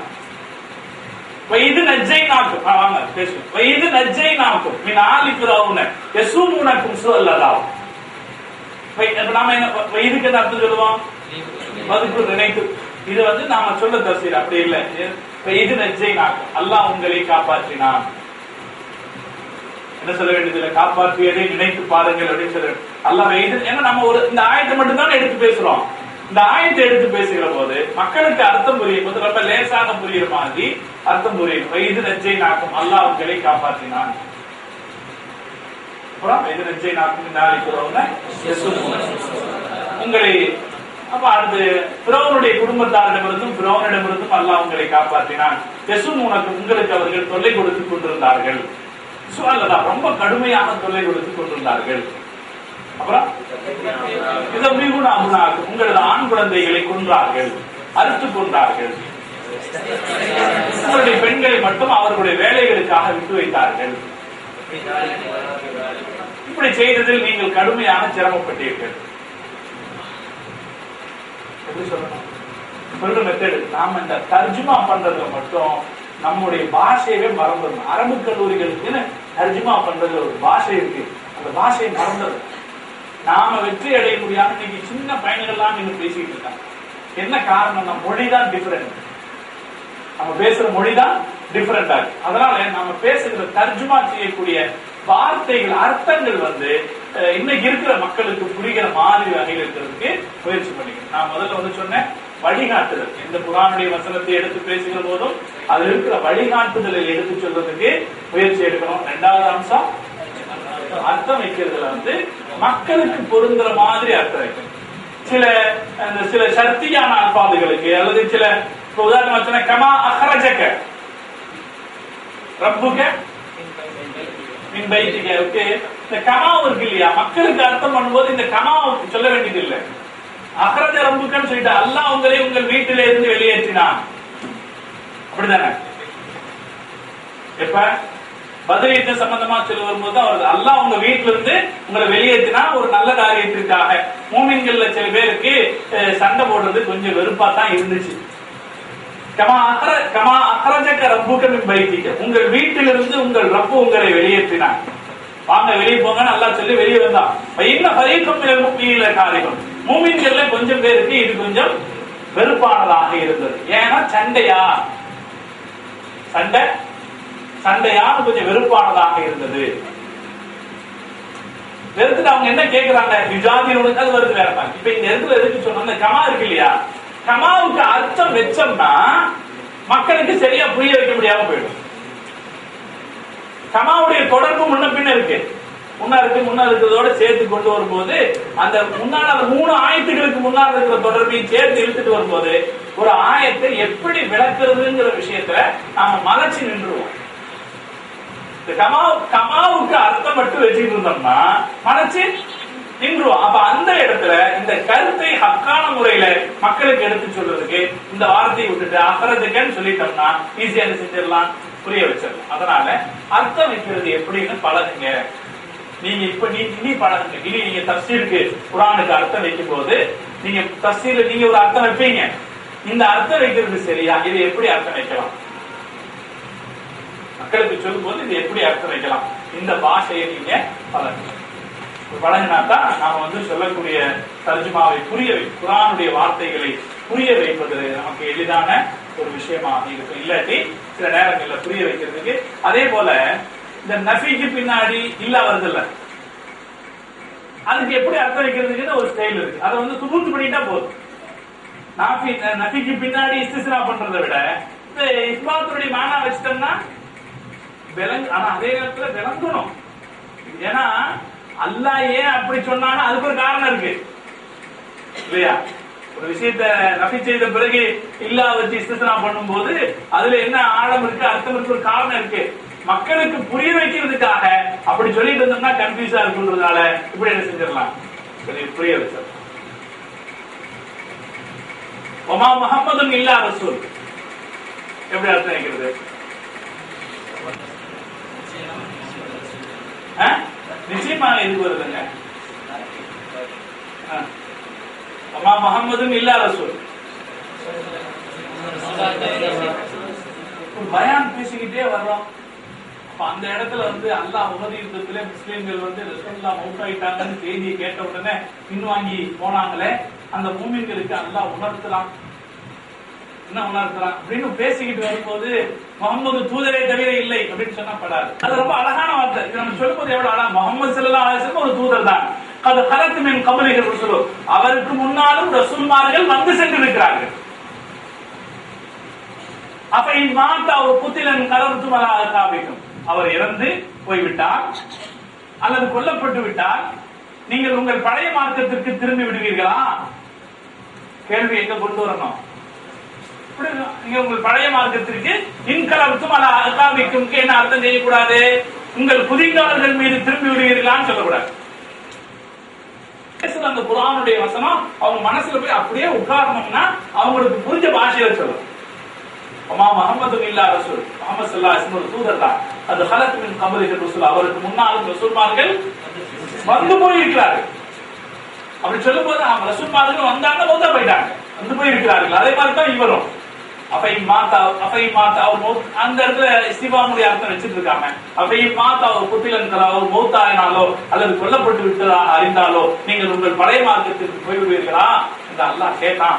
அப்பதான் மூமின்கள் உஷாரானார்கள் அப்படின்னு சொல்லும்போது இந்த செய்தி எப்படி இருக்கும், போய் மக்களுக்கு போய் எளிதாக புரிவதற்கு வசதியா இருக்கும். இதே மாதிரி குர்ஆனுடைய வசனங்கள்ல நாம என்ன இருக்குதோ அதை விளங்கிக்கணும். அதே நேரத்தில் மக்களுக்கு சொல்வதற்கு என்ன வழிமுறை நாம பயன்படுத்தணுமோ அந்த வழிமுறையை நாம பயன்படுத்தி பார்க்கணும். இது நமக்கு ரொம்ப முக்கியமான நாம கவனத்தில் எடுத்துக்கொள்ள வேண்டிய விஷயம். அதாவது தஃபீம் ஃபில் குர்ஆன்ல நான் 2 விஷயம் மட்டும் உங்களுடைய கவனத்துக்கு கொண்டு வந்திருக்கேன். இன்னும் சில விஷயங்கள் இருக்குது, இன்ஷா அல்லாஹ் நாம அதை பின்னாடி பார்த்துக்கலாம். நீங்க பெரிய மாணவர்கள் இதை பயன்படுத்தணுங்கிறதா என்னுடைய ஒரு பெரிய தாழ்மையான வேண்டுகோள். நம்ம என்ன செய்யணும், பயன்படுத்தணும். நம்ம ஏதோ கேட்டோம்ங்கிறது இல்லை, நான் திரும்ப சொல்றதா குர்ஆன் இருக்கு, இதை கேட்டுட்டு அப்படி போயிட்டோம்ங்கிற விஷயம் அல்ல. பயன்படுத்தினோம்னா பெரிய ஆளாக, பெரிய ஆள்னா என்ன, குர்ஆனை விளங்குறவங்களா வருவோம். அதை விட இன்னும் பெரிய ஆளுக்கு இருக்காரு இல்லையா? குர்ஆனை விளங்குறவங்களாக சரியாக விளக்கி சொல்லுவங்களாக நம்ம வருவோம். இன்றைய காலத்தினுடைய யதார்த்தமான தேவை எதுங்கிறத நீங்களும் நானும் புரிந்து கொள்ளணும். அல்லாஹ் திரும்பி செய்வானா? சரியா?